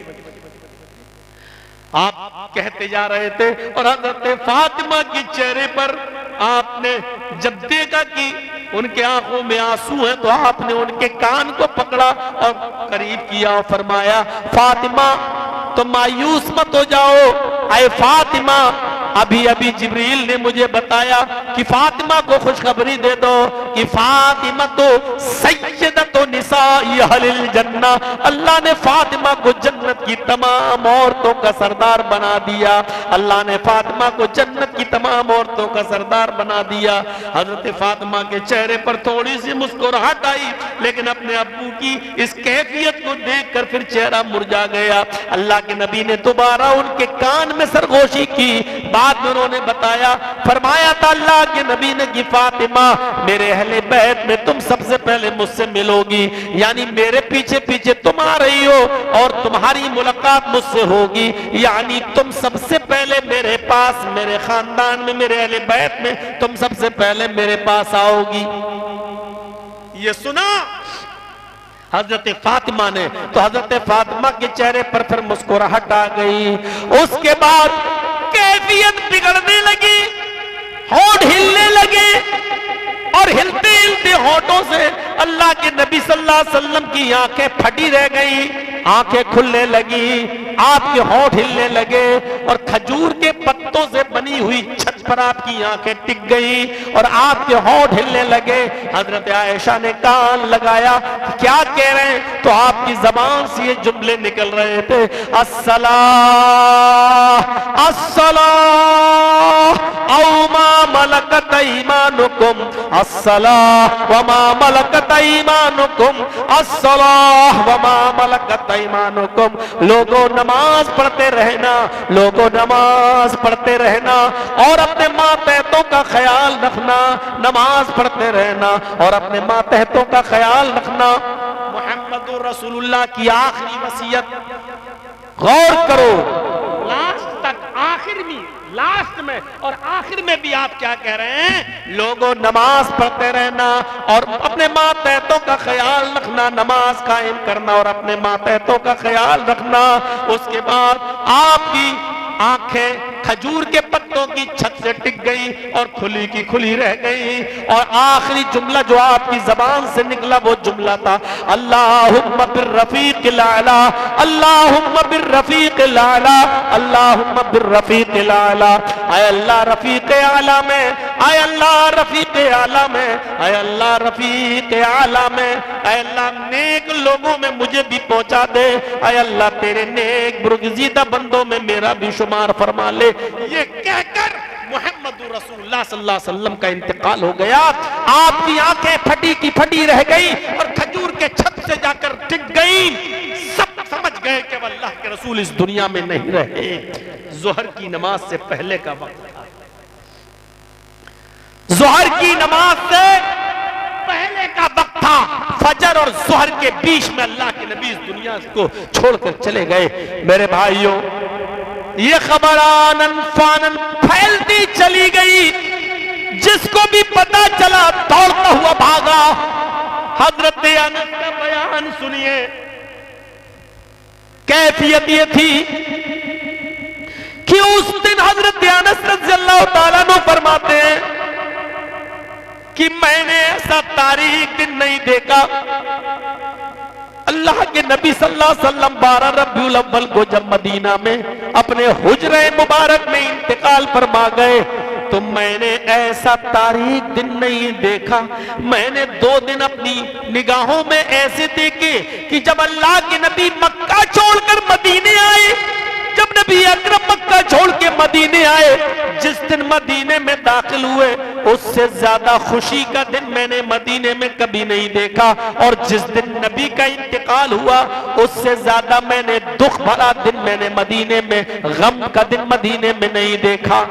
जब आप मक्के से मदीने आए तो मारे खुशी के मदीने की छोटी छोटी बच्चियां भी ये गीत गा रही थी कि वत्तलाल बद्रु अलैना मिन सनयातिल बदाई वजब शुक्र अलैना मादा लिल्लाहि दाई। आज मैं किस जबान से अल्लाह का शुक्र अदा करूं कि आज तो 14वीं रात का चांद मदीने में चमका है। तलाल बद्रु अलैना मिन सनयातिल बदाई वजब शुक्र अलैना मादा लिल्लाहि दाई। अल्लाह का जितना भी शुक्र अदा किया जाए वो कम है। यानी मदीने में जब अल्लाह के नबी आए तो उससे ज्यादा खुशी का दिन कोई नहीं था। लेकिन आज मुहम्मदुर रसूलुल्लाह का इंतकाल हो गया तो मैंने उससे ज्यादा गम भरा दिन नहीं देखा। फातिमा का ये हाल था कि अपने अब्बू के इंतकाल के बाद वो चीख चीख कर ये कहने लगी, वाह कर बाबा तो अजाब रब्बंदा, वाह कर बाबा तो मन जन्नतुल फिरदौसी मावा, वाह कर बाबा तो इला जिब्रील नना। हाय मेरे अब्बू, अल्लाह ने आपको बुलाया और आपने लब्बैक कह दिया। वाह कर बाबा ता अजाब रब्बंदा, आपको रब ने बुलाया और आप चले गए। ये भी नहीं सोचा कि आपके दीवानों पर क्या गुजरेगी। हाय मेरे अब्बू, मत जन्नतुल फिरदौसी मावा, जन्नतुल फिरदौस आपका ठिकाना है। वाह कर बाबता इला जिब्रील नना। नहीं नहीं अय अब्बू, मैं जिब्रील को बुलाती हूँ और मना कर देती हूँ कि अब साहिब कुरान नहीं रहा। मैं जिब्रील को बुलाती हूँ और आपके इंतकाल की खबर देती हूँ। मैं जिब्रील को बुलाकर बोलती हूँ कि अब कुरान न लाए, इसलिए कि कुरान अब किस पे लाएगा। साहिब कुरान अब इस दुनिया में जिंदा न रहा। मेरे भाइयों, ये 12 रबीउल अव्वल के दिन हजरत फातिमा का ये हाल है। किस कलेजे से और किस दिल से तुम 12 रबीउल अव्वल को हरी झंडियां निकाल लेते हो, मोटरसाइकिलों में हरे झंडे लगाकर खुशियां मनाते हो। 12 रबीउल अव्वल को फातिमा का रो रो कर ये हाल था। हजरत अनस का 12 रबीउल अव्वल को बयान यह है कि मदीने में उससे ज्यादा अंधेरे का दिन कोई नहीं था। हजरत फातिमा फरमाती है, जिस दिन नबी का इंतकाल हुआ मेरे ऊपर गमों के ऐसे पहाड़ टूटे कि अगर गम, वो मुसीबतें और वो गम अगर किसी पहाड़ पे डाल दी जाए तो पहाड़ भी रेजा रेजा हो जाए, और किसी दिन पर डाल दी जाए तो दिन भी रात में बदल जाए। ऐसा पहाड़ टूटा और इतने गम आए मेरे ऊपर नबी अकरम का जिस दिन इंतकाल हुआ। तुम्हारे कलेजे और तुम्हारे गुर्दे कितने बड़े हैं कि 12 रबीउल अव्वल को तुम जश्न मना लेते हो, 12 रबीउल अव्वल को तुम खुशियां मना लेते हो।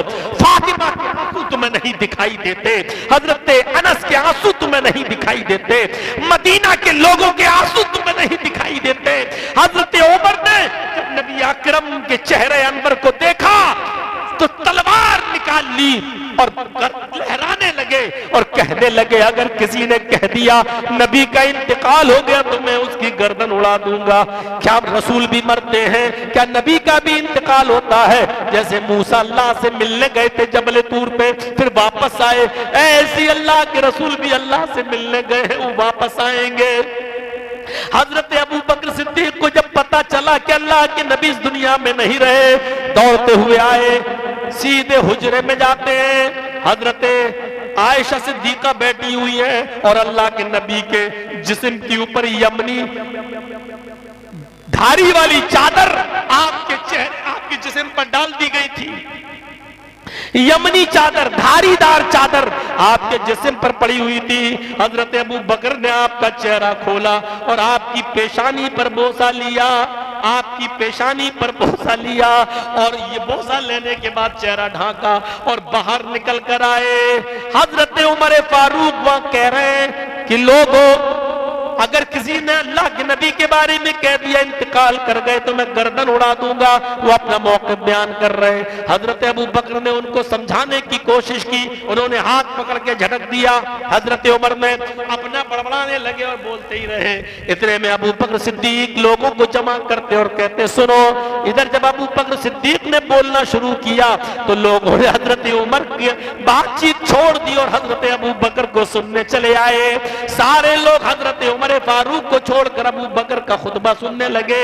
हजरत अबू बकर ने जो खुतबा दिया वो इमाम बुखारी के अंदर नकल करते हैं। अल्लाह के हजरत अबू बकर खुतबे में फरमा रहे, अम्मा बाद मन कान मिनकुम याबुदु मुहम्मदन फइन्न मुहम्मदन कद माता व मन कान मिनकुम याबुदुल्लाह फइन्नल्लाह हय्युल ला यमूत। आए लोगों सुन लो, तुम में से जो मोहम्मद की पूजा करता था, तुम लोगों में से जो मोहम्मद को माबूद समझता था, जो मोहम्मद के सामने सर झुकाता था और मोहम्मद को रुकू और सजदा करता था, जो मोहम्मद को खुदा समझता था और मोहम्मद की इबादत करता था, वो सुन ले, फइन्ना मुहम्मदन कद मात, मुहम्मदुर रसूलुल्लाह का इंतकाल हो गया है। मुहम्मदुर रसूलुल्लाह इस दुनिया में नहीं रहे। वमन कान मिनकुम याबुदुल्लाह फइन्नल्लाह हय्युल ला यमूत, और जो अल्लाह की इबादत करता था वो सुन ले, अल्लाह जिंदा है, वो कभी नहीं मरेगा। फइन्नल्लाह हय्युल ला यमूत, अल्लाह जिंदा है, वो कभी नहीं मरेगा। लोगों, अल्लाह मेरे नबी को 2 मौतें नहीं देगा। जो मौत आनी थी वो आ चुकी है, अब दोबारा मौत नहीं आएगी। मौत बरहक है, जो मौत नबी को आनी थी वो आ चुकी है, लिहाजा कोई मौत नहीं आएगी। जो मौत आना थी वो आ गई। क्या तुमने कुरान नहीं पढ़ा? और फिर हजरत अबू बकर ने यही आयत पढ़ी, वमा मुहम्मदुन इल्ला रसूल कद खलत मिन क़ब्लिहिर रुसूल अफा इम्माता व क़ुतिला इनक़लबतुम अला अक़ाबिकुम। ऐ लोगों, कुरान की आयत सुनो। अल्लाह ने फरमाया अगर मुहम्मदुर रसूलुल्लाह तो सिर्फ एक रसूल है, उनसे पहले भी बहुत से रसूल गुजर चुके हैं। अगर वो इंतकाल कर जाएं या जंग में, जिहाद में कत्ल कर दिए जाएं तो क्या तुम इस्लाम छोड़ दोगे? क्या तुम मुंह फेर लोगे? क्या तुम पीठ दिखा दोगे? जो ऐसा करेगा वो अपना ही नुकसान करेगा, अल्लाह का कुछ नहीं बिगाड़ेगा। हजरत उमर फारूक अबू बकर के खुतबे को सुन रहे हैं और कहते हैं कि अबू बकर और सुनाओ, और बाद में कहते हैं मुझे ऐसा लग रहा है जैसे कुरान की आयतें आज ही नाजिल हो रही हैं। और उसके बाद अपने मौक़िफ़ से रुजू करते हैं और कहते हैं कि अब मुझे भी यकीन हो गया कि मोहम्मद रसूलुल्लाह का इंतकाल हो गया। ये हाल था आखिरी दिन। अभी अल्लाह के रसूल सल्लल्लाहु अलैहि वसल्लम की बॉडी रखी हुई है, अभी दफनाया नहीं गया है कि इख्तिलाफ शुरू हो जाता है कि पहले ये तय करो कि जानशीन कौन बनेगा, अब खलीफा किसको बनाया जाए।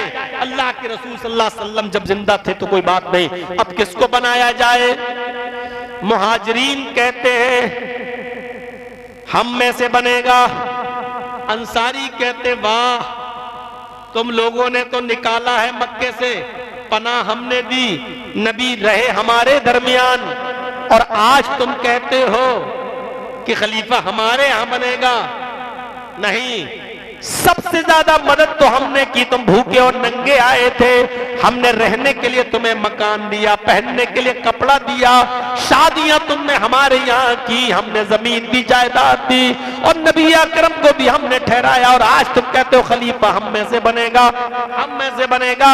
कबीले बनी सादा के अंदर इतना, बनी सकीफा के अंदर इतना इख्तिलाफ बढ़ता है, तलवारें तक निकलने की नौबतें आ जाती हैं।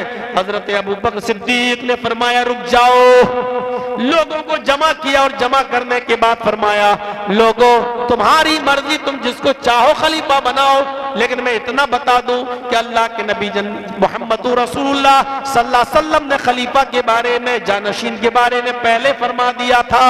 क्या लोगों तुम रसूलुल्लाह की हदीस सुनोगे? लोग बैठ गए, फरमाया अगर अल्लाह के नबी ने कुछ कहा है तो बता दीजिए। हजरत अबू बकर फरमाते हैं अल्लाह के नबी ने फरमाया अल अइम्मतु मिन कुरैश, इमाम कुरैश में से बनेगा, खलीफा कुरैश में से बनेगा। अंसारियों ने अपना दावा वापस ले लिया, कहने लगे हदीस आ जाने के बाद बात ही खत्म, हदीस आ जाने के बाद नबी का फरमान आ जाने के बाद बात ही खत्म। अंसारियों ने कहा मुहाजिरों तुम कुरैश में से अपना अमीर खलीफा बना लो, और फिर लोगों का इत्तेफाक हुआ और बिल इत्तेफाक हजरत अबू बकर सिद्दीक को खलीफा चुन लिया गया। अबू बकर को खलीफा चुनने के बाद अब इख्तिलाफ होता है कि मोहम्मद रसूलुल्लाह को गुस्ल कैसे दिया जाए। आधे सहाबा कहने लगे कपड़े उतार कर जैसे सबको दिया जाता है, कपड़ा पहनकर और अंदर हाथ डालकर गुस्ल दिया जाए, और कुछ सहाबा कहने लगे नहीं नहीं, नबी अकरम को जिन कपड़ों में इंतकाल हुआ कपड़े पहनाए पहनाए गुस्ल दिया जाए। इस इख्तिलाफ को कैसे खत्म किया जाए? अभी ये लड़ाई हो ही रही थी, इख्तिलाफ हो ही रहा था कि अचानक अल्लाह ने सबको नींद तारी कर दी, और थोड़ी देर के लिए सबको नींद आ गई, और जैसी वो नींद की आगोश में गए अल्लाह ने सभी को ख्वाब में दिखा दिया कि नबियों को कपड़ा पहने की हालत में पहनाए पहनाए गुस्ल दिया जाता है। थोड़ी देर के बाद सब उठे, आंखें खुली तो सबने अपना अपना ख्वाब बयान किया। फिर इत्तेफाक ये हुआ कि नबी को कपड़े पहना कर गुस्ल दिया जाए। अब नबी अकरम को कपड़े पहनाए पहनाए गुस्ल दिया गया। अब इख्तिलाफ हो जाता है कि नबी अकरम को दफनाया कहां जाए, आपको दफन कहां किया जाए। मुहाजिरीन कहने लगे हम मक्के ले जाएंगे, नबी अकरम को मक्के में दफन करेंगे। अंसारी कहने लगे नहीं, नबी अकरम ने हमारे यहाँ इंतकाल किया, हम अपने यहाँ दफन करेंगे। एक गिरोह और पैदा हुआ, वो कहने लगा हम मोहम्मद रसूलुल्लाह को बैतुल मक़दिस में ले जाएंगे, वहां दफन करेंगे। इख्तिलाफ बहुत बढ़ गया। हजरत अबू बकर सिद्दीक ने फरमाया नहीं इख्तिलाफ मत करो, अल्लाह के नबी से मैंने सुना था कि आप फरमा रहे थे नबियों को वहीं दफन किया जाता है जहां उनकी रूह निकलती है, जहां उनकी रूह कब्ज होती है। लिहाजा इत्तेफाक हो गया, जिस जगह पर नबी का इंतकाल हुआ उसी जगह पर नबी अकरम को दफन कर दिया जाए। कब्र खुदने लगी, कब्र खुदने लगी, कब्र खुद कर तैयार। अब जनाजा कौन पढ़ाए, जनाजा कौन पढ़ाए? तो नबी अकरम का जनाजा किसी ने नहीं पढ़ाया। मसला याद रखना, नबी अकरम का जनाजा किसी ने नहीं पढ़ाया। उसी हुजरे में सबने नमाज जनाजा पढ़ी। 10-10 लोग आते थे और अपनी अपनी नमाज जनाजा पढ़ के निकल जाया करते थे। पहले बनु खान वादे ने, बनु हाशिम के लोगों ने नमाज जनाजा पढ़ी 10-10 करके। जब हाशिम का खानदान नमाज पढ़ चुका, उसके बाद मुहाजिरीन ने नमाज पढ़ी। 10-10 करके लोग आते गए और नमाज पढ़ते गए। मुहाजिरीन के बाद फिर अंसार ने नमाज पढ़ी और अंसारियों के बाद फिर औरतों ने नमाज पढ़ी और औरतों के बाद फिर बच्चों ने नमाज पढ़ी। एक दिन इसमें गुजर गया। नबी अकरम को तकरीबन इंतकाल के बाद 32 घंटे के बाद दफनाया गया। एक दिन तो उसमें लग गया, खलीफा कौन बनेगा वो इख्तिलाफ में गुजर गया। एक दिन उसमें निकल गया कि आपको गुस्ल कैसे दिया जाए। फिर एक दिन इसमें निकल गया जनाजे की नमाज में। तकरीबन 32 घंटे तक नबी को नहीं दफनाया गया। और 32 घंटे के बाद जब नमाज पूरी होती है तो रात ही के अंदर नबी अकरम को दफना दिया जाता है। जब नबी अकरम सल्लल्लाहु अलैहि वसल्लम को रात में दफनाया गया तो हजरत आयशा फरमाती है कि मुझे नहीं मालूम कि मोहम्मद रसूलुल्लाह को कब दफनाया गया।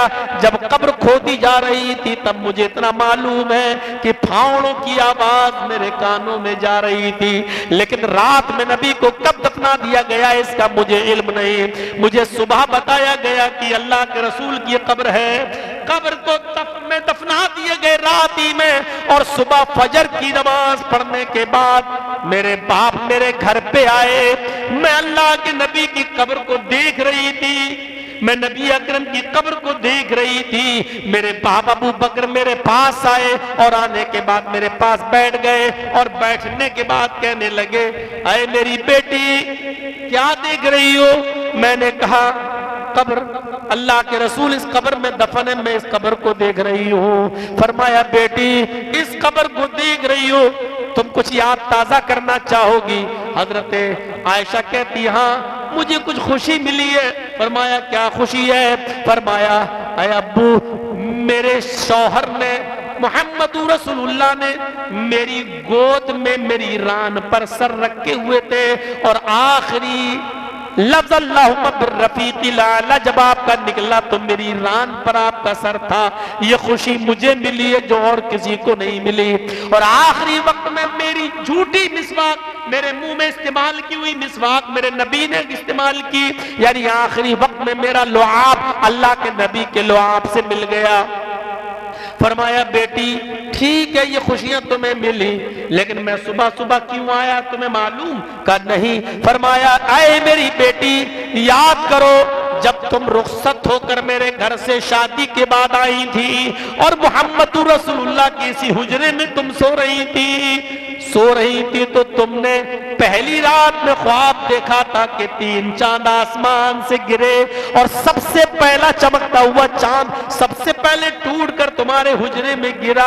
आयशा मैंने कहा था इस ख्वाब को तुम किसी के सामने बयान मत करना, जब वक्त आएगा तो मैं बता दूंगा।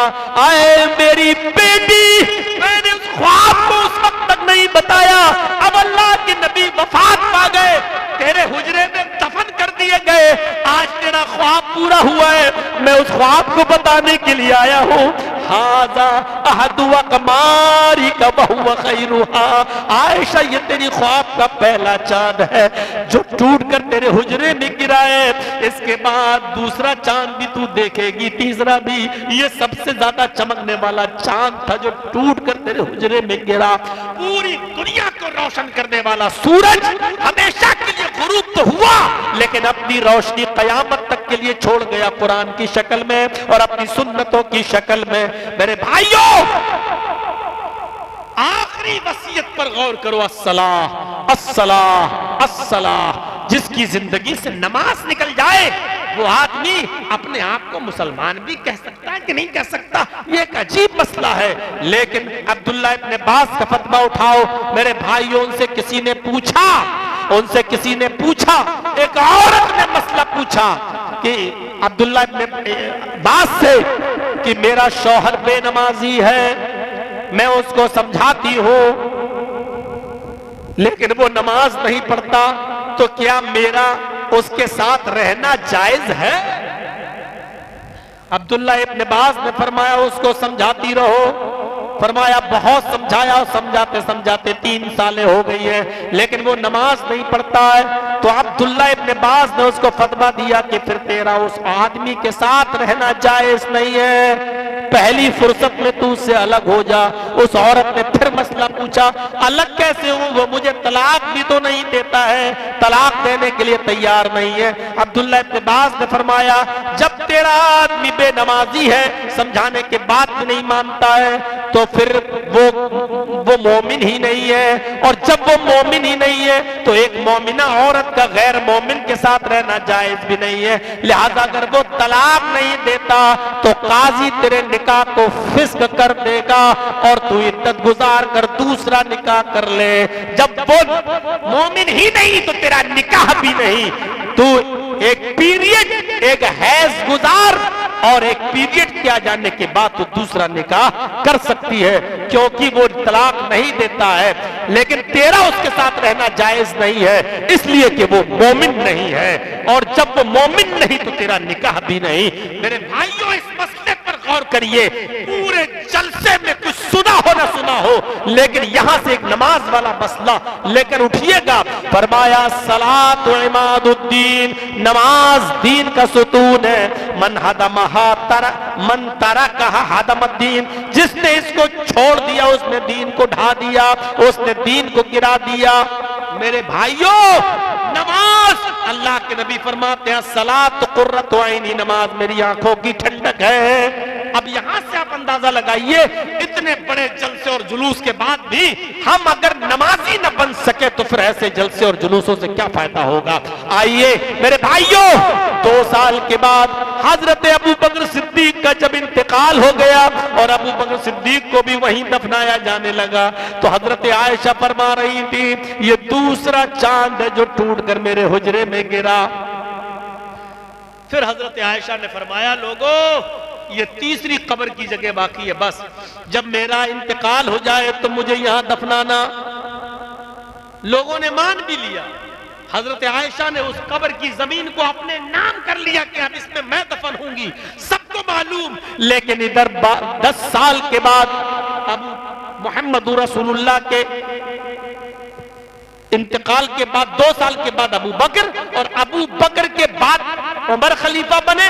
10 साल उमर फारूक खलीफा रहे, और 10 साल के बाद जब इनको अबू लूलू ने नेजा मारा तो एक कासिद को भेजा और कहा कि अब इस बीमारी में मैं बचूंगा नहीं, लिहाजा हजरत आयशा के पास जाओ और कह देना कि वो तीसरी कब्र की जगह जो खाली पड़ी है, मैं चाहता हूं, यानी उमर चाहते हैं कि अपने नबी मोहम्मद और अपने दोस्त अबू बकर के बगल में मुझे भी जगह मिल जाए। आयशा सिद्दीका ने उस जगह को अपने नाम किया है, लेकिन अगर वो मुझे दे दें तो ये बहुत बड़ा एहसान होगा। जब कासिद ये चीज लेकर गया और पैगाम लेकर गया तो हजरत आयशा रोने लगी और रोते हुए कासिद से कहने लगी उमर ने आज मुझसे वो मांगा है जिसका दिल नहीं होता देने का, लेकिन मेरी चौकर से कोई नाउम्मीद नहीं गया है। जिस जमीन के टुकड़े को देख देख कर मैं रहती थी कि मेरे इंतकाल के बाद मुझे वहां दफनाया जाएगा, मैं अपने शौहर के बगल में दफन हो जाऊंगी, लेकिन आज उमर ने मुझसे वो जमीन का टुकड़ा भी मांग लिया। जाओ, आए उमर का पैगाम लाने वाले शख्स, मैंने वो जमीन का टुकड़ा उमर को दे दिया। उमर से कह देना उस जगह पर आप ही दफन किए जाएंगे। हजरत आयशा ने वो आपको हिबा कर दिया है, लेकिन मेरे रोने का जिक्र मत करना। अगर रोने का जिक्र करोगे तो हजरत उमर फिर मना कर देंगे, वो समझेंगे कि आयशा को तकलीफ हो रही है। कासिद गया और कह दिया कि हजरत आयशा तैयार है और उस जमीन पे आप दफन किए जाएंगे। हजरत उमर फारूक के इंतकाल से पहले हजरत उमर ने फिर एक बार कहा कि देखो मेरे इंतकाल के बाद मेरे जनाजे को ले जाना और हुजरे आयशा में दफन करने से पहले मेरे जनाजे को बाहर रख देना और हजरत आयशा से एक बार और इजाजत ले लेना, शायद मेरी जिंदगी में वो इजाजत दे दी हो और इंतकाल के बाद शायद उनका इरादा बदल जाए, इसलिए दोबारा इजाजत ले लेना। लेकिन हजरत आयशा ने कह दिया कि अब इंतकाल भी हो गया, फिर भी उसी में हजरत उमर दफन किए जाएंगे। अब हजरत उमर फारूक को जब दफन किया जा रहा था तो हजरत आयशा उस कब्र को देख कर कह रही थी, अय आयशा तूने तीसरा चांद आसमान से टूटते हुए देखा है, ये तीसरा चांद है जो टूट कर तेरे हुजरे में गिरा। आय आयशा अगर उस हुजरे में तू ही दफन हो जाती तो तीसरे चांद को तू कैसे देखती? आयशा तू रॉन्ग थी, तू गलत थी, क्योंकि तूने तीसरे चांद को टूटते हुए देखा था और तीसरा चांद जो टूटते हुए देखा वो उमर फारूक है। अगर तू खुद दफन होती तो देखती कैसे?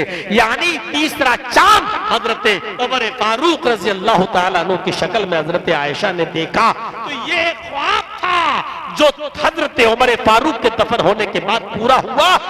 तो सलासत अकमार, मैंने 3 चांद को आसमान से गिरते हुए देखा, सकत नबी हुजरती, जो मेरे हुजरे में गिरा। तो मौत ने न मोहम्मदुर रसूलुल्लाह को छोड़ा, न अबू बकर को छोड़ा, न उमर को छोड़ा। मौत है ही ऐसी चीज जो अपने चंगुल में ले लेती है, फिर कोई इससे बच नहीं सकता।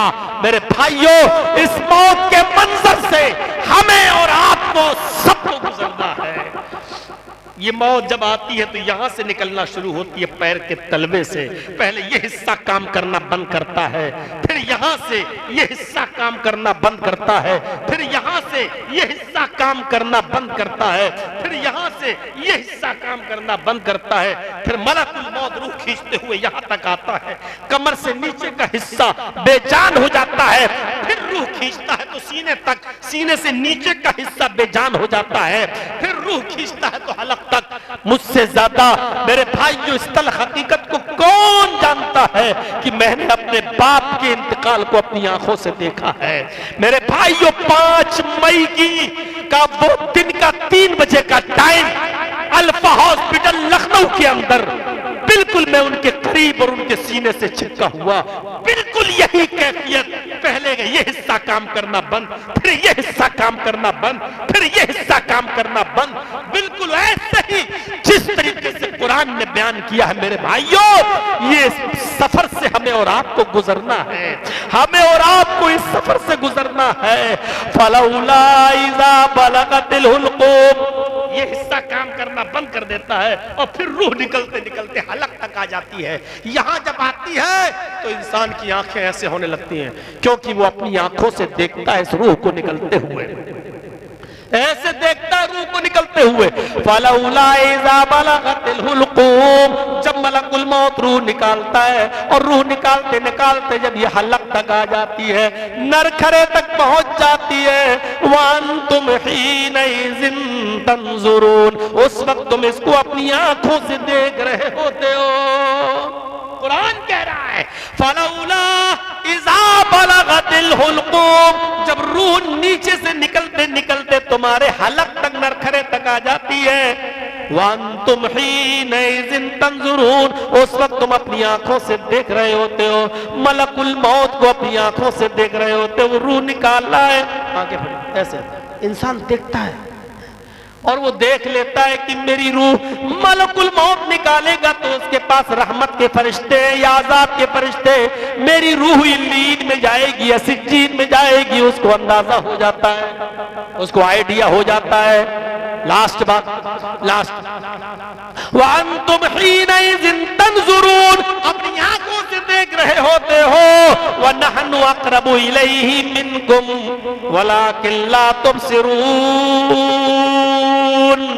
उस वक्त जितने हम तुम्हारे करीब होते हैं, कोई दूसरा उतने करीब नहीं होता। तुम समझते हो मेरा बाप, मेरी माँ, मेरा बेटा मेरे करीब नहीं, वनहनु अक़रबु इलैहि मिनकुम वलाकिन ला तुबसिरून, सबसे ज्यादा करीब मैं तुम्हारे होता हूं, लेकिन तुम्हारी आंखें मुझे नहीं देख रही होती है। फलौला फलौला इन कुंतुम गैरा मदीनीन, अगर तुम्हारे ऊपर कोई सुपर पावर नहीं है, अगर तुम अपने आप को बादशाह समझते हो, अगर तुम अपने आप को सबसे ताकतवर समझते हो, तुम्हारे ऊपर अगर कोई हुकूमत नहीं करता, तरजिऊनहा इन कुंतुम सादिकीन, तो मलकुल मौत से वो रूह छीन कर अपने अंदर दोबारा वापस लेकर तो देखो। मेरे भाइयों, इस मौत के मंजर से हमें और आपको सबको गुजरना है, और ये सफर ऐसा है जिस सबको ये सफर करना है। हम और आप जिस ट्रेन पर बैठे हुए हैं उसकी आखिरी मंजिल ही कब्रिस्तान है। उस मौत के लिए हमें और आपको तैयारी करनी चाहिए। मेरे बाद चूंकि खतीब और हैं, वो भी बोलेंगे, आप उनको भी सुनिएगा, और जिस तरीके से आपने दिल खोल कर तामुन किया है। अरे यार, कितनी बार ये सब सवाल आएंगे।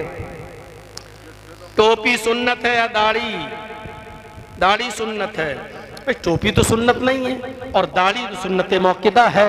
टोपी बस आदमी लगाता है, अगर टोपी होते हुए भी कोई आदमी टोपी न लगाए तो नमाज पर कोई फर्क नहीं पड़ेगा, लेकिन दाढ़ी बहरहाल सुन्नत मौक़िदा है। इसको जितने भी पैगंबर इस दुनिया में आए, सारे नबियों की दाढ़ी थी। और क्या है ये, बीड़ी सिगरेट गुटखा खाकर नमाज पढ़ सकते हैं कि नहीं? खाकर, खाते हुए जाओगे नमाज पढ़ने? अरे बीड़ी सिगरेट वैसे ही हराम है, तुम पूछते हो कि खाकर? अरे तुम्हें नमाज भी ना पढ़ना हो तब भी हराम है बीड़ी सिगरेट पान तंबाकू। जब ये वैसे ही हराम है तो इसको पूछो कि नमाज पढ़ सकते कि नहीं पढ़ सकते? ये तो आपका अजीब सवाल है। अब ये कपड़ा नापाक हो, आप तो नमाज पढ़ सकते कि नहीं? अरे जब पहले ही नापाक है, उसको तू पहन नहीं सकता, तू नमाज पढ़ने जा रहा है। तो बीड़ी सिगरेट और फिर क्या है? शराब और नशा आवर चीज, खैनी बीड़ी सिगरेट में क्या फर्क है? अभी तक इनको यही नहीं मालूम है कि शराब और नशा आवर चीज में क्या फर्क है। बुजुर्ग लोग दाढ़ी की अहमियत इतनी नहीं देते हैं जितनी अहमियत टोपी की देते हैं। इसमें कौन सही है? क्या जवाब दें भैया, क्या जवाब है इसका? अब बूढ़े लोग नहीं देते हैं जितनी टोपी की देते हैं। बहरहाल वो बूढ़े लोग हैं, जाने वाले हैं दुनिया में से, पैर लटके हुए कब्र पे, तो अब बेचारे उनको अल्लाह ताला अक्ल सलीम अता फरमाए। दाढ़ी की अपनी अहमियत है। टोपी मुसलमान का एक इम्तियाज कह लो या शान कह लो, अलग चीज है, लेकिन नमाज का इसका कोई ताल्लुक नहीं है। ये मत सोचिएगा कि टोपी लगा के नमाज पढ़ेंगे तो सवाब में इजाफा हो जाएगा, और नहीं पढ़े, नहीं, टोपी का ऐसा कुछ नहीं है। अमामा है, अल्लाह के नबी पहनते थे, सुन्नत है, आप उसको पहनिए और आदत डालिए। अल्लाह ताला हम सबको नेक अमल की तौफीक अता फरमाए, किताब और सुन्नत पर चलने की तौफीक अता फरमाए। आपसे फिर गुजारिश है कि जो चंदा आपने दिया है, दिल खोल के आप देते हैं, खुद मांगना शुरू कर दूं? और आप इतनी मोहब्बत करते हैं, इसमें तो कोई शक नहीं। सुना है कि जब मैं जेल में था, इश्तिहार भी छप चुके थे, लेकिन पता चला कि मास्टर साहब को कि जर्जीस साहब की अभी बेल नहीं है, जेल में है, तो उन्होंने जलसा ही कैंसिल कर दिया था, नहीं होने देंगे। जब इतनी मोहब्बत है आपको हमसे, तो सबके हाथ में जो दिया है, मेरे हाथ में भी कुछ दे दीजिए मदरसे की। देखें कितना देते हैं। आज दे चुके हैं, मैं जानता हूं, शमीम साहब ने तो सबको नंगा कर दिया है, लेकिन फिर भी मेरी लाज रख लीजिए, मैं जो बोला हूं देखता हूं कि कितना देते हैं। और शमीम साहब की बात अलग है, मेरी अलग है, घर की मुर्गी दाल बराबर, हम तो बाहर के हैं। लाइए जरा मेरे हाथ में दीजिए, और जितना भी आप दे सकते, और दे के भागना नहीं है, बैठना है, क्योंकि मेरे बाद भी एक मुकर्रिर है। देखिए 4:30 बजे यहाँ टाइम हो रहा है, 2:15 हो चुका है, 1 घंटा कम से कम उनको भी बोलना है।